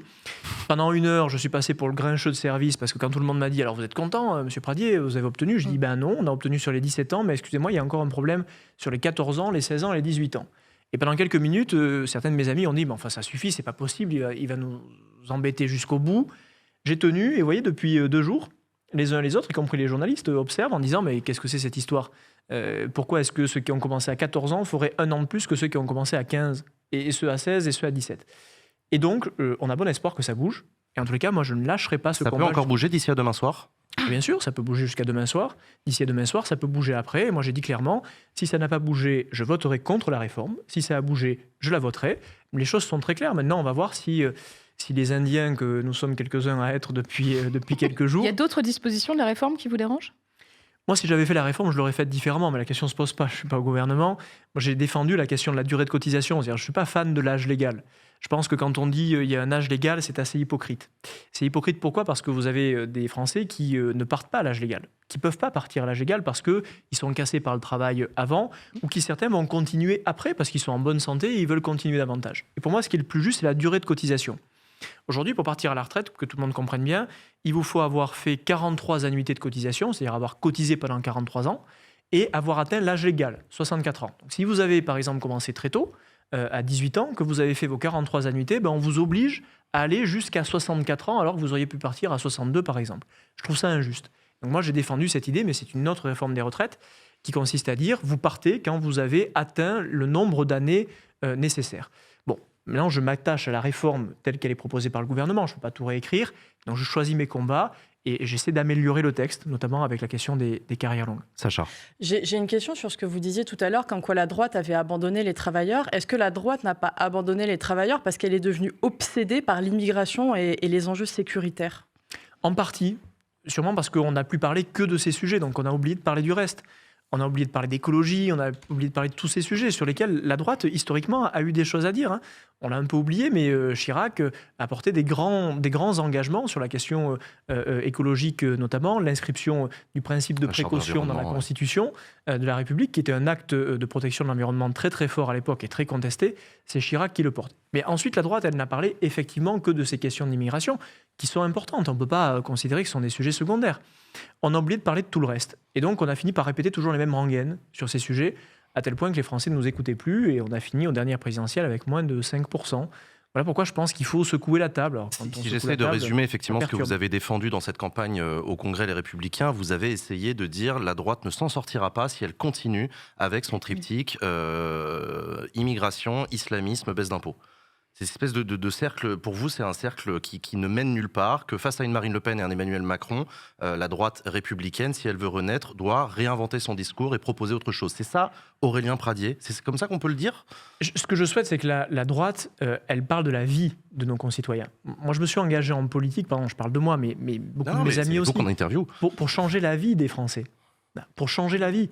Si vous avez 5 ans de présidence de la République et que ça ne change pas positivement votre vie, ça ne sert à rien. On n'a pas besoin de politique pour ça. Il faut mettre des technocrates qui gèrent le pays. La droite doit retrouver un idéal. Et l'idéal, ça ne peut pas se résumer au triptyque que vous évoquiez. L'idéal, c'est celui qu'on peut porter en disant, par exemple, demain, il faut travailler plus, oui, mais il faut travailler mieux. C'est-à-dire qu'il faut organiser nos semaines, peut-être avoir un peu plus de temps libre, pouvoir travailler davantage pour en profiter, etc. Vous seriez prêt à défendre une réduction du temps de travail sur l'année, sur la semaine, sur la journée? Vous seriez prêt à défendre travailler mieux? Oui, je l'ai fait. Il y a un mois, j'ai proposé que la droite réfléchisse à la semaine de 4 jours, mais travailler entre 36 et 38 heures. Pourquoi? En 4 jours? Oui, en 4 jours, mais ce qui est possible, ce qu'on fait déjà, hein, beaucoup de travailleurs le font. Il ne faut pas avoir d'enfants, quoi, mais ouais. Oui, mais si, parce que justement, vous pouvez vous profiter de vos enfants le 5e jour, le 6e et le 7e. Aujourd'hui, vous voyez bien, quand on est recruté dans une entreprise, on négocie 2 choses aujourd'hui. On négocie son salaire, on négocie aussi l'organisation du temps de travail pour pouvoir bénéficier d'une journée supplémentaire, etc. Si vous voulez vraiment profiter du vendredi avec vos enfants, il vaut mieux avoir bossé un peu plus avant pour avoir un salaire un peu supérieur. Mais cette idée, je l'ai posée sur la table il y a un mois, en disant travaillons plus, mais travaillons mieux dans l'organisation de la semaine. À ce moment-là, j'ai pas mal de mes amis qui ont dit mais c'est qui ce gauchiste qui vient nous expliquer la semaine de 4 jours? Et puis depuis... Ouais, en même temps, vos amis, ils partent de loin, hein, faut le dire. C'est beaucoup mieux quand c'est vous qui le dites. Pour le moment. Mais en attendant, le sujet, il a fait du chemin. Et vous voyez, aujourd'hui, il y a un ministère qui est en train d'expérimenter le dispositif. Beaucoup d'entreprises sont en train d'y penser. Il faut que la droite, elle ait un peu d'audace. Donc, de temps en temps, c'est bien de secouer le tapis, quitte à casser un peu de vaisselle. Claire. Ouais, alors moi j'avais une question par rapport en fait à parce que je trouve que votre position justement sur ce débat autour de cette réforme-là, c'est pas anodin par rapport à la vision que vous portez de l'économie. Et une des raisons pour lesquelles LR s'est effondré, c'est aussi que la vision économique que vous portiez, qui était globalement libérale, a été récupérée par Macron. Et dans ce que vous décrivez dans la défense des carrières longues, du travail, de la qualité de vie des gens, en fait, ça implique un certain rapport de force avec ce qu'on va appeler globalement le capital et le système économique. Donc, est-ce que votre droite populaire, votre droite sociale qui s'inscrit un peu dans les pas d'un Chirac, elle est compatible en fait avec le modèle néolibéral? Est-ce qu'elle implique une rupture avec le modèle néolibéral? Oui, c'est parfaitement compatible. Alors, il ne faut pas tout mélanger. Il y a le modèle libéral, il y a le capitalisme, tout ça, ce n'est pas la même chose. Et puis, il y a la loi de la jungle. Mais je sais bien, hein, merci. Oui, mais je sais, bien sûr. Non, je n'ai pas supposé que vous le mélangiez. Mais c'est pour ceux qui nous écoutent, j'ai bien compris que vous ne le mélangiez évidemment pas. Et puis, il y a la loi de la jungle. Moi, je ne suis pas favorable à la loi de la jungle. Je ne suis pas favorable aujourd'hui à voir des acteurs économiques faire des profits qui n'ont pas de sens, qui ne veulent rien dire, qui sont de la pure spéculation. Moi, l'économie à laquelle je crois, c'est une économie qui crée de la richesse, vraiment, pas qui fait de la spéculation. Je vous prends un exemple concret. On entend beaucoup aujourd'hui parler du prix de l'électricité. Il y a quelques années, et c'est sous Nicolas Sarkozy en l'espèce, on a libéralisé le marché de l'électricité. Et qu'à l'époque, c'était EDF qui avait un monopole. C'était l'ensemble des Français qui payaient, qui investissaient dans EDF avec leurs impôts. Et on a libéralisé, on a dit maintenant tout le monde peut vendre et acheter de l'électricité. Qu'est-ce qui s'est passé? On a des boîtes qui se sont créées, qui n'ont pas créé un seul emploi, hein, qui n'ont pas créé une seule usine, et qui ont dit nous, on va acheter de l'énergie qu'on n'a jamais fabriquée, et on va la revendre. Et on a créé une bulle spéculative, qu'on appelle le marché européen de l'énergie aujourd'hui, qui fait qu'on paye 100 fois l'électricité par rapport à ce qu'on pouvait payer à une époque. Ça, c'est pas l'économie que j'aime. Donc pour vous, c'est là où la droite a commencé à se perdre. En gros, quand elle a avalé un libéralisme... Elle n'est pas toute seule à s'être perdue là-dedans. Tout le monde s'est un peu perdu. Elle a été perdue, une partie de la gauche aussi. Une partie de la gauche aussi, je suis d'accord. En fait, moi, je crois, alors je ne suis pas un affreux communiste qui consiste qu'il faut tout contrôler, etc. Non, vraiment pas.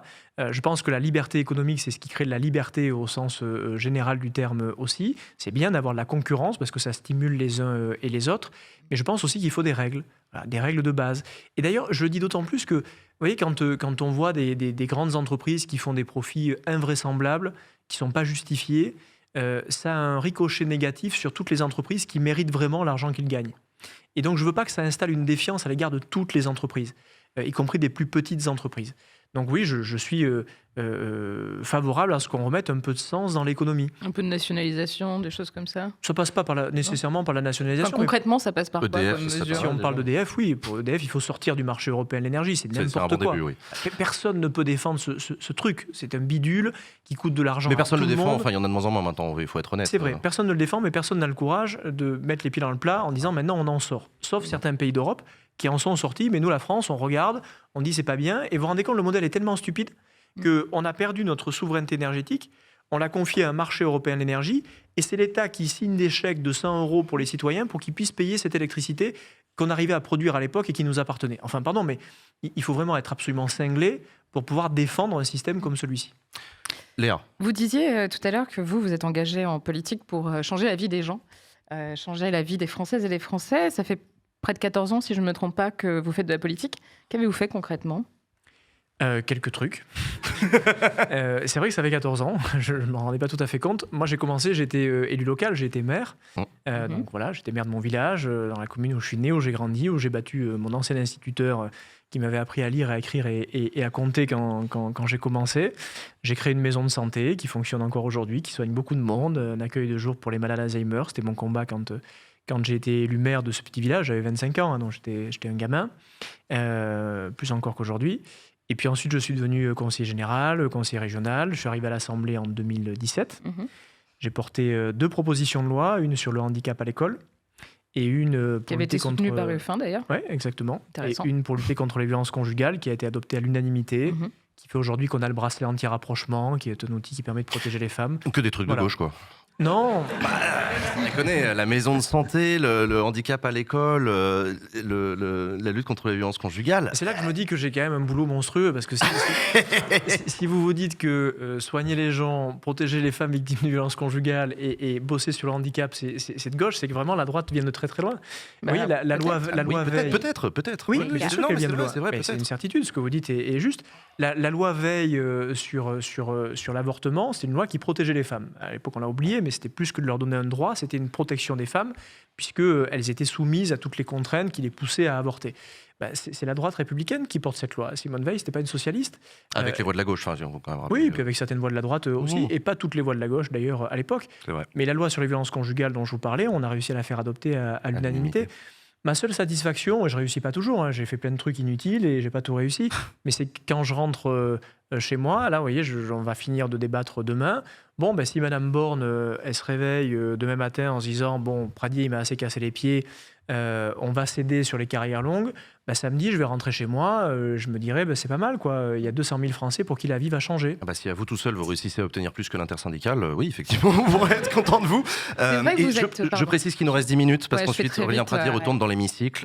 Sur les violences sexuelles et sexistes, et les violences notamment conjugales, intrafamiliales, vous avez été très engagé. Vous avez, si je ne me trompe pas, coécrit une partie du programme de Valérie Pécresse pendant la présidentielle. J'ai écrit que les trucs bien. Hein. Oui, j'imagine bien. La situation actuelle au sein des partis politiques, qui est qu'il y a quand même un vrai problème à traiter les violences sexistes et sexuelles, notamment en interne. J'imagine que vous la regardez avec beaucoup de critiques. J'ai récemment entendu une interview de vous qui disait que finalement, ce n'est pas aux partis de se saisir de ces questions-là, mais c'est à la justice de s'en saisir. Il y a quand même un véritable problème sur la question des violences sexuelles et sexistes au sein des partis politiques. Les Républicains, et vous en êtes le vice-président, n'a absolument aucun dispositif pour traiter de ces questions-là. Qu'est-ce que vous répondez à ça ? Je pense que ce n'est pas aux partis politiques de le faire. Moi, je me suis battu parce qu'on n'a pas les moyens. Enfin, quand une femme est en danger, un parti politique ne la protège pas. Est-ce que vous êtes favorable à la création d'une instance type HATVP comme le préconise d'ailleurs le HCE ? Mais moi, je ne veux pas de haute autorité. Je veux autre chose. C'est la dernière proposition de loi que j'ai portée à l'Assemblée nationale, qu'on a fait adopter contre l'avis du gouvernement. C'est la création d'une juridiction spécialisée. Oui, c'est vrai. Comme on l'a pour le juge. Vous vous rendez bien compte que c'est insuffisant. Enfin, les entreprises mettent en place des mesures de signalement, des mesures d'enquête interne, etc. pour que les partis politiques ne le feraient pas. Je suis d'accord avec vous. Et le vôtre en particulier. Nous, on le fait. On le fait à l'intérieur. Je peux vous dire qu'à chaque fois qu'on a des signalements, les cellules, je m'en fiche. Ça ne m'intéresse pas. Comment ça fonctionne ? Alors aujourd'hui, si on a une victime de violences sexuelles et sexistes au sein des LR, que fait-elle ? Moi, je ne suis pas magistrat. Et donc, il faut comprendre une chose. Vous l'avez vu chez Europe Écologie Les Verts, les signalements. Vous avez vu les signalements ? C'est-à-dire que vous, dans un parti politique, vous vous signalez auprès de vos amis politiques. Et qu'est-ce qui se passe ? Ça reste sous la cloche pendant des mois. On a eu l'exemple à Europe Écologie Les Verts. Ce qui compte, c'est que ça aille devant la justice. Parce que quand un homme est dangereux pour une femme, ce qu'il faut, c'est qu'on puisse, par exemple, prendre une décision en disant maintenant il y a une interdiction d'approcher, maintenant il y a un bracelet anti-rapprochement. Mais dans un parti politique, vous connaissez la réalité de la justice aujourd'hui en France. Eh bien, c'est pour ça qu'il nous faut une juridiction spécialisée. Et en attendant, eh bien, elle a été votée en première lecture à l'Assemblée nationale. Mais aujourd'hui, elle n'est pas effective, ce n'est pas efficace. Mais c'est le combat que je mène et c'est le combat essentiel en Espagne, puisque c'est un pays qui a beaucoup d'avance. C'est pas une raison pour ne pas aussi intervenir sur le, sur le volet. Vous avez raison. Même en moi, je suis favorable à externaliser ce type de choses. Ce que j'essaie de vous expliquer, c'est que vous ne devez pas vous tromper d'objectif. À la fin des fins, il faut que ce soit la justice qui décide. Parce que c'est elle qui a les armes pour protéger les femmes. Et tout le temps qu'on passe avant à être dans des conseils et des cellules, c'est un temps perdu pour les femmes. En Espagne, lorsque une femme saisit la justice, il y a une juridiction spécialisée, en 72 heures, la décision est prise. Le bracelet anti-rapprochement, les ordonnances de protection, qui sont des outils de protection des femmes aujourd'hui. Dans la loi que j'ai portée, on a réduit à 6 jours le délai pour avoir des ordonnances de protection. Vous ne pouvez pas faire une ordonnance une ordonnance d'éloignement pour une femme qui est typiquement victime de violence au sein d'un parti. Enfin, il faut que ça passe devant une juridiction, il faut que ça réponde à un certain nombre de critères. Qu'est-ce que vous faites aujourd'hui pour les victimes de violence au sein de votre parti ? Mais il faut qu'elles aillent devant la justice. Enfin, c'est pas moi dans un parti politique. Mais attendez, qu'on se comprenne bien. Non, je fais pas rien. Mais vraiment, je pense que vous. Non, mais c'est une vraie question. Vous signalez. On a d'autres questions après. Vous commettez une erreur d'analyse. Lorsqu'une femme est en danger, elle va se signaler à son parti politique. Moi, j'ai pas de pouvoir pour prendre une décision en disant au type en question, maintenant, interdiction d'approcher. Ce que je veux, c'est que cette femme-là, vous pouvez le sanctionner politiquement. Mais qu'est-ce que ça lui fait de le sanctionner ? Il y a la présomption d'innocence là aussi. Qu'est-ce que ça non, mais par exemple, vous pouvez aussi ne pas investir des hommes qui sont connus pour des faits de violence. Mais lorsqu'il y a un danger, si je vois le type en question et que je lui dis, écoute, maintenant, tu vas voir, tu vas être puni, tu participeras plus aux réunions politiques. Mais c'est un contre-fou. Ce qui compte, c'est qu'un juge puisse le recevoir dans son cabinet et dire maintenant, il y a une décision de justice, interdiction d'approcher, bracelet anti-rapprochement. Vraiment, je vous le dis, ce n'est pas une manière de me dégager. J'ai lutté sur la création de la juridiction spécialisée pendant des heures à l'Assemblée nationale contre l'avis du garde des Sceaux pour qu'on puisse voter ce texte. Ce que je veux, ce n'est pas qu'on s'achète une bonne conscience, c'est qu'on protège ces femmes. Et à chaque fois qu'on perd du temps, on les met en danger. Claire. Oui, alors...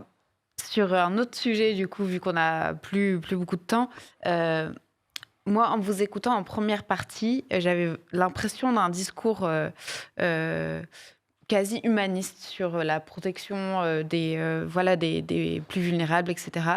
Et je me demandais, parce que vous portez aussi une droite qui serait écologiste, et une des spécificités de l'écologie, c'est quand même d'avoir une approche globale, notamment de la solidarité.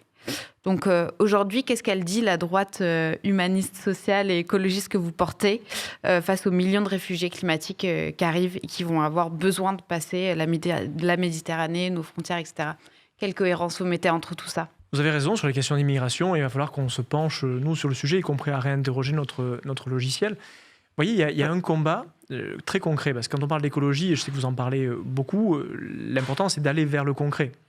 Moi, j'ai mené durant la campagne interne une bataille sur la question de l'eau. Je disais, il y a un sujet essentiel dont on ne parle pas en matière environnementale, qui est l'eau. Non, mais vraiment, je voudrais vous interroger spécifiquement sur cette question-là. J'en viens aux déplacés climatiques. Vous avez aujourd'hui la moitié du continent africain qui, si on ne fait rien d'un point de vue climatique, dans quelques années, n'aura plus accès à l'eau. C'est là que les déplacements de population vont se faire. La montée de la température, c'est une chose, mais l'inaccès à l'eau, c'est ce qui fait le déplacement massif des populations. Et personne ne les empêchera de le faire et personne ne pourra le leur reprocher. Pour le moment, le projet de la droite, c'est plutôt de fermer les frontières. Il faut reprendre à la base. Reprendre à la base, ça veut dire reporter une politique avec l'Afrique pour qu'ils aient accès à l'eau et que ce pays et ce continent puissent se développer. Oui, mais ça, ce sont des vrais sujets migratoires. Oui. Il y a des études qui montrent qu'une partie des migrations actuellement à l'œuvre sont déjà liées à des phénomènes climatiques, écologiques, etc. Et la droite est déjà en train de dire on n'en veut pas. Durcissez les procédures d'expulsion. On va le voir, l'influence de la droite sur la prochaine loi Asile et Immigration. Donc vous êtes déjà dans ce discours-là qui est en fait en contradiction, et c'est là où je voudrais vous entendre, en contradiction avec le discours social que vous avez sur la protection des plus vulnérables. Je ne pense pas que ce soit en contradiction en réalité. Moi, ce que je souhaite de toutes mes forces, et d'ailleurs c'est ce que la France et certains pays d'Europe ont fait pendant des décennies, c'est s'assurer que, par exemple, si on prend cet exemple-là, le continent africain puisse se développer. C'est la meilleure garantie, à la fois pour ces populations qui, d'ailleurs, ne souhaitent qu'une chose, c'est pouvoir vivre dignement dans leur propre pays. Et vous savez, ce n'est pas un sujet ou un autre. C'est les deux sujets en même temps. On a passé tellement de temps à gérer des frontières qui n'existent plus, à avoir ces débats que vous évoquiez sur le fait de dire il faut fermer les frontières alors qu'on n'a même plus de frontières, qu'on a oublié les autres sujets aussi, qui sont notamment les questions de développement avec ces pays. Mais là, on est sur le même genre de réponse que par rapport à la question de Léa. C'est-à-dire que oui, en attendant que la justice soit parfaite, en attendant qu'on ait aidé le continent africain à... Ce qui est pareil, un peu colonialiste comme perception des choses. Ah non, c'est pas du tout... Alors, qu'est-ce qu'on fait? Non, votre parcours politique part de choses très concrètes et d'une situation d'élu local. Par rapport à ces questions-là, par rapport aux gens qui sont déjà là, qu'est-ce qu'on fait? Les gens qui sont déjà là, on en accueille beaucoup déjà. Vous le voyez bien. Mais vraiment, je veux pas... Dans quelles conditions? Oui, mais je suis d'accord avec vous dans quelles conditions. Et d'ailleurs, vous savez, on peut s'acheter toutes les bonnes consciences du monde. Quand je vois aujourd'hui les conditions dans lesquelles on accueille ces populations, je pense que personne ne peut en être satisfait. Vous savez, moi, je vois beaucoup de responsables politiques aujourd'hui qui disent il faut continuer à accueillir, il faut continuer à accueillir. Est-ce que ça les préoccupe de voir les bidonvilles dans lesquels on les met? Et je pense que ça, c'est un sujet qu'on doit poser. Vraiment, je veux vous dire que vous avez peut-être le sentiment que je me défausse, mais c'est pas ça. Sur tous ces sujets, je veux qu'on traite tout en même temps. Non, c'est pas colonialiste de dire au continent africain, nous allons travailler avec vous pour votre développement. C'est pas du tout colonialiste. Ce qui est colonialiste et ce qui est irresponsable, c'est le fait que depuis quelques années, la France se soit totalement retirée de ces territoires en disant maintenant vous vous démerdez. Non, nos intérêts économiques ils sont bien défendus. Oui, là où certaines entreprises y ont encore des intérêts, quant à la France elle-même, pas parmi les plus petites. Pas les plus petites, mais quant à la France elle-même, on y fait beaucoup moins. Vous voyez aujourd'hui ce qui se passe en Syrie et en Turquie. On en a parlé tout à l'heure, oui. On oublie presque que la communauté internationale a abandonné ces territoires depuis des années. Que, en l'occurrence, c'est Bachar al-Assad qui commande l'essentiel de ces territoires, qui les bombarde et qui aujourd'hui prétend venir les sauver. Tout ça, il y a la Russie qui les investit aussi depuis un paquet de temps. Bien sûr, mais tout ça, ce sont des politiques internationales qu'on a abandonnées. Et vous verrez notamment en Syrie que la conséquence de tout cela, ce sera, parce qu'on n'est pas intervenu notamment immédiatement après le séisme, ce sera des déplacements de population. Donc la droite que vous défendez, elle sera en faveur, par exemple, d'un investissement de la France très fort dans les fonds d'adaptation au changement climatique, dans un renforcement du système de droit d'asile. Mais il faut l'être beaucoup plus précisément, notamment sur cette question de l'eau. Enfin, j'insiste beaucoup, mais parce que c'est un sujet absolument stratégique, dont on ne parle que trop peu, et qui est sûrement le sujet environnemental de premier plan, sur lesquels en plus on a de vraies capacités d'innovation, parce qu'on a de grandes entreprises françaises qui savent faire de l'accès à l'eau, notamment dans les territoires compliqués, je pense au continent africain. L'eau, c'est un magnifique combat. En plus, c'est un combat qui parle d'un bien commun. Que vous avez en commun avec un certain Jean-Luc Mélenchon, d'ailleurs. Oui, mais pas seulement. Ou alors c'est Jean-Luc Mélenchon qui l'a en commun avec Aurélien Pradier. On ne sait pas. Je ne sais pas ce qui est le plus embêtant pour l'un ou pour l'autre. J'ai une dernière question pour vous, Aurélien Pradier. Vous avez une particularité à droite quand même, qui est intéressante. Vous ne devez rien à personne. Vous n'êtes pas l'enfant d'un baron particulier. Je dis ça parce que votre carrière politique au niveau local, vous l'avez construit tout seul, en prenant votre bagnole. C'était une 4L en l'occurrence. Vous avez fait le tour du département. Vous avez poncé votre circo, comme on dit, pour aller rencontrer des électeurs. Vous avez arraché une circonscription à la gauche et vous êtes arrivé à Paris avec une différence avec beaucoup d'autres élus dans votre camp, c'est que vous ne devez pas votre poste, votre investiture, votre place à un grand baron national qui localement fait les carrières et les défait comme il veut. C'est une posture particulière dans ce camp politique-là. Je ne suis pas le seul, mais moi je dois tout aux Lotois en fait, qui m'ont fait confiance à 21 ans, avec ma mobilette quand je suis allé faire le tour des maisons et puis ensuite en 4L. Donc je leur dois tout aux Lotois. Moi je suis un gamin de la République, c'est-à-dire que rien ne me prédestinait à être devant vous aujourd'hui, à être député, à me batailler comme je bataille, à tenir tête à Elisabeth Borne. Je vais même plus loin que vous, c'est-à-dire que si à 36 ans vous pouvez vous déclarer candidat à la tête du parti, si vous pouvez presque seul contre tous dire que vous n'êtes pas d'accord avec la décision du parti, emmerder le gouvernement sur les carrières longues, etc., c'est parce que personne ne peut vous dire de la fermer. C'est aussi Alors, ça. Certains essayent, je vous assure que c'est... Oui, et on les embrasse d'ailleurs. Mais... oui, moi je les embrasse beaucoup, je leur envoie beaucoup d'amour. Non mais on peut le dire, c'est aussi du côté du palais du Luxembourg, Gérard Larcher, Bruno Retailleau, qui vous ont même menacé de vous virer du parti. Il n'y a qu'une carrière que j'ai grillée depuis 2 semaines, c'est la carrière de sénateur. Je peux être absolument sûr que... Il y a peu de chances que je devienne... dans votre plan. Non, il y a peu de chances que je devienne sénateur. Non, en fait, il y a des avantages et des inconvénients à être libre. L'avantage, c'est qu'en effet, je peux garder cette liberté. Bon, il y a aussi quelques inconvénients à la liberté. C'est que vous prenez vos risques vous-même, vous n'avez personne pour vous protéger. J'ai rencontré dans mon parcours des femmes et des hommes politiques qui m'ont accompagné. Vous voyez, Christian Jacob en a fait partie. Bon, maintenant, c'est à moi de voler de mes propres ailes et puis de savoir ce que je veux faire de tout ça en n'oubliant pas d'où je viens. Bon, je ne sais pas ce qu'on vous souhaite. En tout cas, à très court terme, on vous souhaite qu'Elisabeth Borne, effectivement, vous annonce peut-être ce soir, peut-être demain, une bonne nouvelle sur les carrières longues. Ce qui montrera je suis sûr que vous allez me porter chance. Et porter chance aux Français. Je n'en sais rien. Merci Aurélien Pradier d'être venu sur le plateau de la Coupe. Merci beaucoup. À très bientôt. Voilà, donc Aurélien Pradier qui nous quitte puisqu'il retourne là maintenant tout de suite dans l'hémicycle pour la suite des débats sur la réforme des retraites. J'espère que vous avez un peu mieux cerné le personnage et ses particularités dans son propre camp. Ah bah ouais, du coup j'ai compris pourquoi il était de droite finalement. Quoi, t'avais des doutes avant, c'est ça? Bah écoute, en début d'émission, oui, on aurait pu se poser la question. C'est vrai qu'il y a quand même début sur les carrières longues, oui. Ouais, c'était du Laurent Berger dans le oui, texte, voilà, oui, Laurent Berger qui est de droite peut-être un peu aussi, mais bon, après à la fin on a compris pourquoi il était de droite, quoi.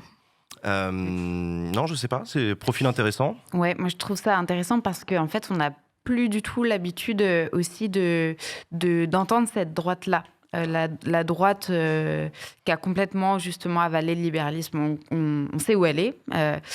Et puis la droite qui vire à l'extrême droite, on la connaît aussi. Oui. Mais la droite qui est dans l'héritage de De Gaulle, dans une espèce de vision du rôle de l'État, de la régulation. Non, du tout. Ouais. Alors ça reste la droite, on a compris. C'est du catholicisme sur social. Quel point, mais il n'a pas d'espace politique dans cette dans cette droite-là. Il n'y a pas d'espace politique pour lui en ce moment. Oui. Et c'est une bonne question. Il y a Bertrand, évidemment, moi, on aurait pu lui poser la question. J'avais un milliard de questions. Moi, j'avais encore plein de questions. Là-dessus, notamment sur Éric Ciotti et ce à quoi il joue en ce moment. J'avais des questions évidemment sur le cordon sanitaire. Moi, quand j'entends parler de Chirac, ça m'intéresse vachement de poser quand même la question de savoir. Et la lutte contre l'antisémitisme, c'est toujours c'est toujours une priorité. Et puis il a fait la campagne de Valérie Pécresse qui parle de grand remplacement quand même dans un de ses discours. Donc, se revendiquer du cordon sanitaire encore à ce moment-là. Non, mais j'arrive pas à savoir à quel point soit il est complètement tout seul dans un parti qui depuis très très longtemps a lâché la rampe et effectivement est parti ailleurs, ou alors est-ce qu'à l'inverse, il est à l'aune d'un retour de cette droite-là qui a peut-être un espace demain? J'en sais rien. Parce que dans un peu de politique fiction, en fait, dans les années à venir, on va vivre l'après-Macron dans le sens. Ouais, c'est ça, sur les ruines du macronisme. Donc, en fait, sur les ruines du macronisme, est-ce que cette droite... j'ai du mal à mettre le mot social dedans vraiment, mais cette droite sociale, est-ce qu'elle a un espace qui se reconstruit, quoi? Bon, à suivre en tout cas. C'était celle d'Emmanuel Macron. Xavier Bertrand était censé incarner cette frange-là. Ouais, c'est vrai. D'ailleurs, il a soutenu Aurélien Pradier pour la primaire des LR, pour la présidence. Ouais, absolument. Non, mais c'est vrai, t'as raison sur Xavier Bertrand et son opposition franche au Rassemblement National par rapport à un Ciotti qui était plus ambigu. Non, mais c'est vrai. Bon, intéressant à suivre en tout cas les évolutions de cette droite-là à l'avenir. C'était trop cool. Je vous propose que, alors du coup, bon, il va pas pouvoir y jouer avec nous parce qu'il est de retour dans l'hémicycle, soi-disant, il a plus important à faire. Il peut peut-être jouer à distance dans le chat. Ouais, c'est ça, dans son taxi. Non, il a repris du stop sur les mots croisés aujourd'hui. Parce que Dussopt jouait aux mots croisés pendant dans l'hémicycle. Donc s'il commence à jouer avec nous sur Backseat, je pense qu'il va. Non mais en vrai il m'a dit franchement ça la fout mal si je suis sur Twitch en train de jouer au quiz à la con pendant que mes collègues machin ils vont m'engueuler, ils auront raison. Ça passe moyen. Chers amis, je vous propose qu'on passe au quiz à la con. C'est parti pour le quiz à la con. Let's go.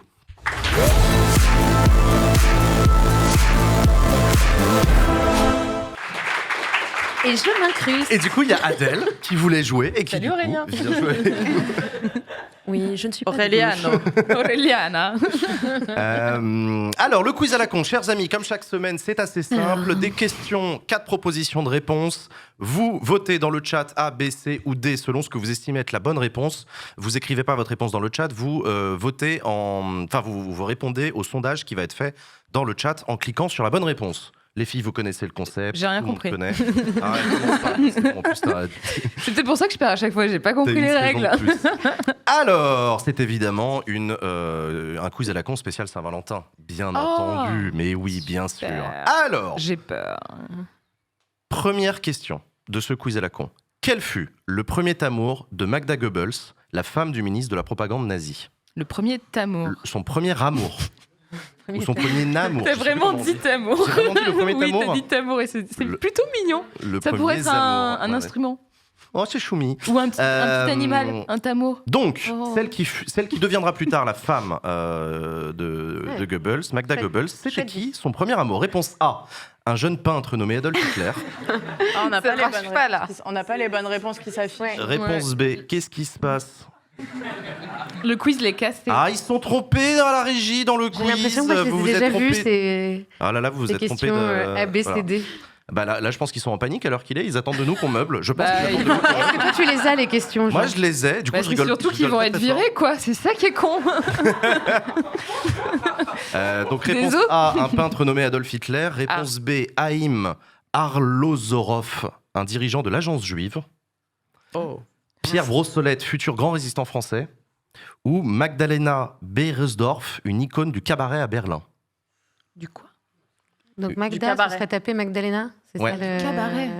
Okay. Parmi ces 4 propositions de réponse, il y en a une qui est vraie. Parmi ces 4 propositions, qui fut le premier amour de Magda Goebbels, celle qui, du coup, a été finalement la femme du ministre de la propagande nazie? Réponse A, Adolf Hitler. Réponse B, le dirigeant de l'agence juive. Réponse C, Pierre Brossolette, le futur grand résistant français. Ou réponse D, une icône de cabaret à Berlin. Moi, la 4. Une icône de cabaret, beau, une romance lesbienne avant c'est mieux que la A, clairement. Oui. Pas se mentir. Je sais pas, non, il était à Vienne. Est-ce qu'elle aurait pu se le taper? J'en sais rien, je sais pas. Moi, je pense que c'est ça, mais. Ah ouais? Je pense que c'est Lux d'Adolphe qui.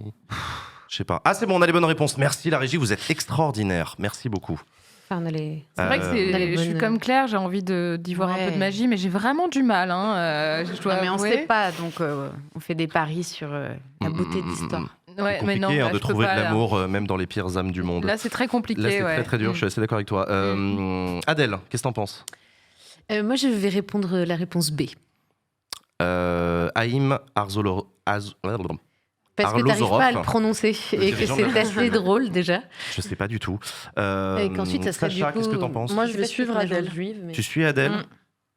C'est quand même chaud. Hein. Je veux dire, si ton amour de jeunesse était le président de l'agence juive, le dirigeant de l'agence juive, et qu'ensuite tu sors avec Goebbels, enfin tu te maries et tu fais ta vie avec Goebbels. Tragique. On fait des erreurs parfois dans sa vie, il faut bien le dire. Oui.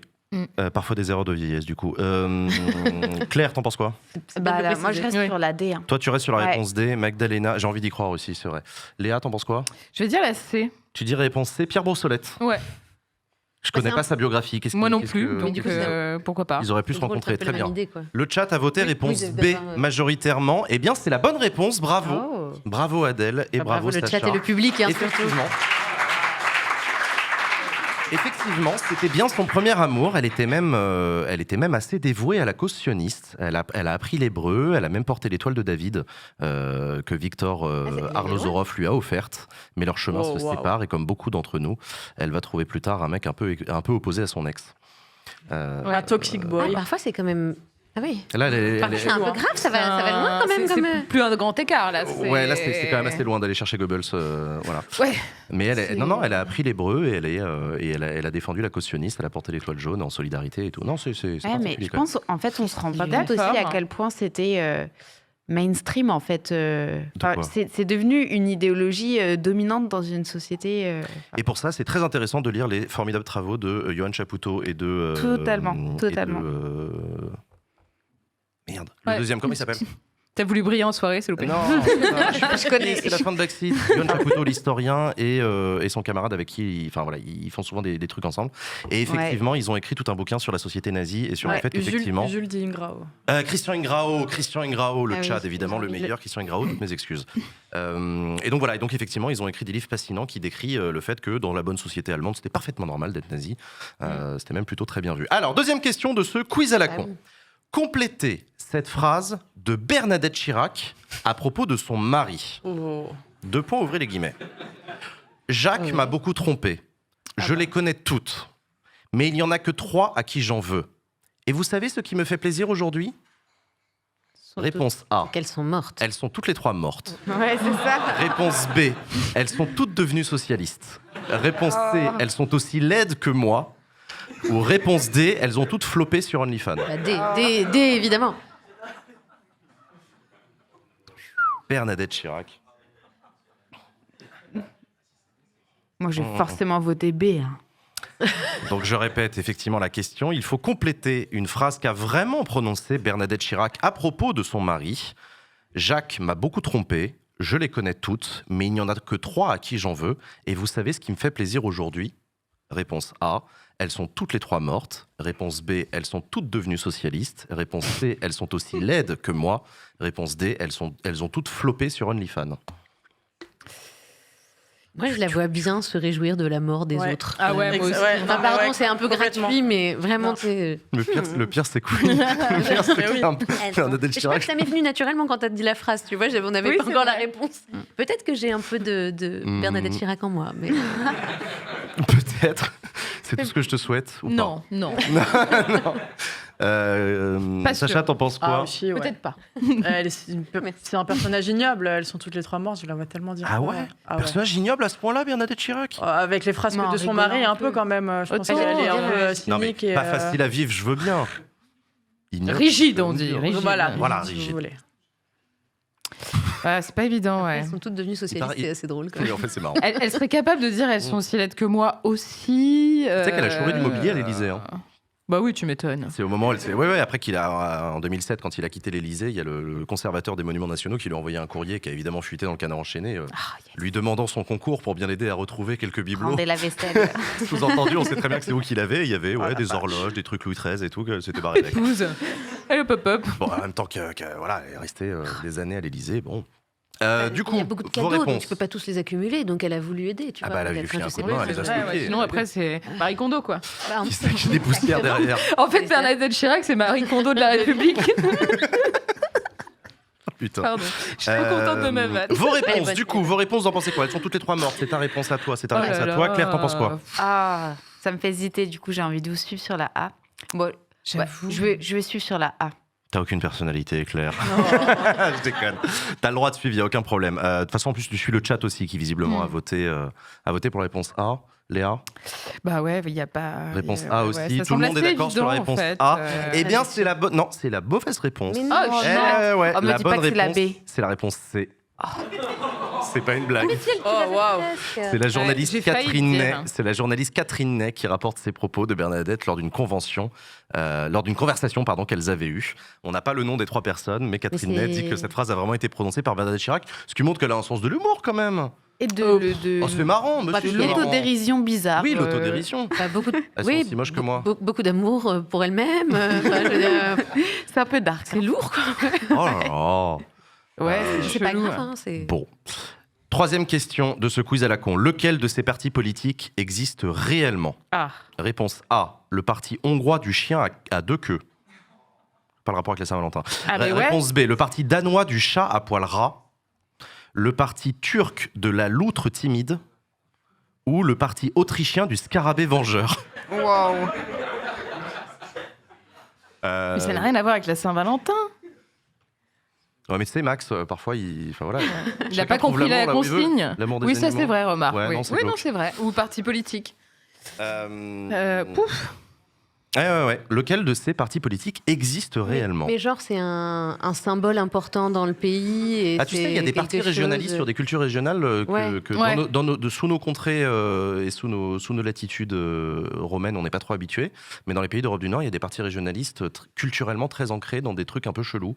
Des partis de la chasse, des partis de la bière et tout. On en a eu en France, Chasse, Pêche, Nature et Tradition. Oui. C'est un espèce de parti de la ruralité un peu particulier. Bien sûr, mais tu vois, par exemple, je sais pas, tu vois, si la loutre est vraiment en Turquie, je suis... Et surtout, est-elle timide? Ouais. Et je verrais mal un parti politique s'auto-désigner comme timide. C'est pas très... Après, peut-être que c'est une rêve culturelle à une bataille. Alors que 2 queues, finalement, c'est... En Hongrie, c'est tout aussi étrange, j'ai envie de dire. Ou scarabée, est-ce que c'est pas une fable hongroise, tu vois, un truc comme ça. Mais c'est ça, moi j'étais sur cette piste-là. Genre, ça a une signification locale qu'on n'a pas, parce qu'on n'a pas la ref. Est-ce que le chien de queue, c'est pas le en même temps? Tu vois, je sais pas, on cherche des idées. C'est le macronisme. Est-ce qu'il les remue les deux en même temps? Et pour la même raison. Non, mais c'est dégueulasse, ça là. Faites des dons, hein. Sacha, qu'est-ce que t'en penses? Moi, j'ai une passion pour les loutres, donc juste par passion pour les loutres, je vais répondre la C. Ah, c'est mignon, ouais. Je suis d'accord avec toi, j'aime les loutres. C'est là donc, que je le me dis parti finalement... turc de la loutre timide. Dans un sens, je me dis, c'est peut-être pas plus mal que Pradier soit pas resté. Et tu sais que les loutres, c'est des gros violeurs. Les loutres c'est les dauphins aussi, c'est vrai. Les loutres aussi ouais. Mais attends, les loutres, elles dorment ensemble pour pas se perdre et tout. Elles se tiennent par la main comme ça, c'est mignon, mais elles sont pas très sympas avec les autres. Peut-être que elle est trop timide, justement, pour... Extraordinaire, cette émission. Je remercie toutes les équipes de prod, évidemment, la technique, qui rendent possible ce moment génial. D'accord, donc, ok. Ouais. Bah écoute, c'est une information. Fort bien. Vos réponses, du coup. J'aurais plus jamais le droit de remplacer l'invité qui parle. Oh là là, il y a quelqu'un dans le chat qui dit même que les loutres, c'est des nécrophiles. Mais les dauphins aussi. Je propose non, qu'on les pingouins, c'est les pires.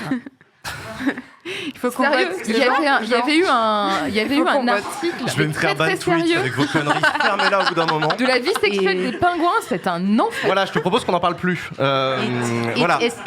Vous allez me donner vos réponses et puis on va passer à la question suivante. Sacha. Le chat à poil ras, du coup. Le chat à poil ras, formidable. Merci Sacha. Je ne te demande pas pourquoi, je ne veux pas le savoir. Claire. La A, parce que j'aimais bien l'idée du macronisme hongrois avec le chien à deux queues. Le chien à deux queues, très bien. Léa. Ouais, j'aime bien le chien à deux queues aussi. Enfin, le parti hongrois du chien à deux queues. Voilà. J'essaie de garder tout mon sérieux. Adèle. Réponse A. Réponse A également, le parti hongrois du chien à deux queues. Le chat a voté quoi? Merde, j'ai pas vu la réponse du chat, excusez-moi. Le chat est perdu là. Le chat ne sait même plus de quoi on parle. Il a voté réponse A aussi. Eh bien, c'est la bonne réponse. Bravo à tous et bravo au chat. Effectivement, ouais. Le parti hongrois du chien à deux queues a pour but de se moquer de l'élite politique. En fait, c'est un parti anticorruption. Les autres promesses du parti incluent une semaine de travail, 2 couchers de soleil par jour, de la bière gratuite, des impôts bas, la vie éternelle et la paix mondiale.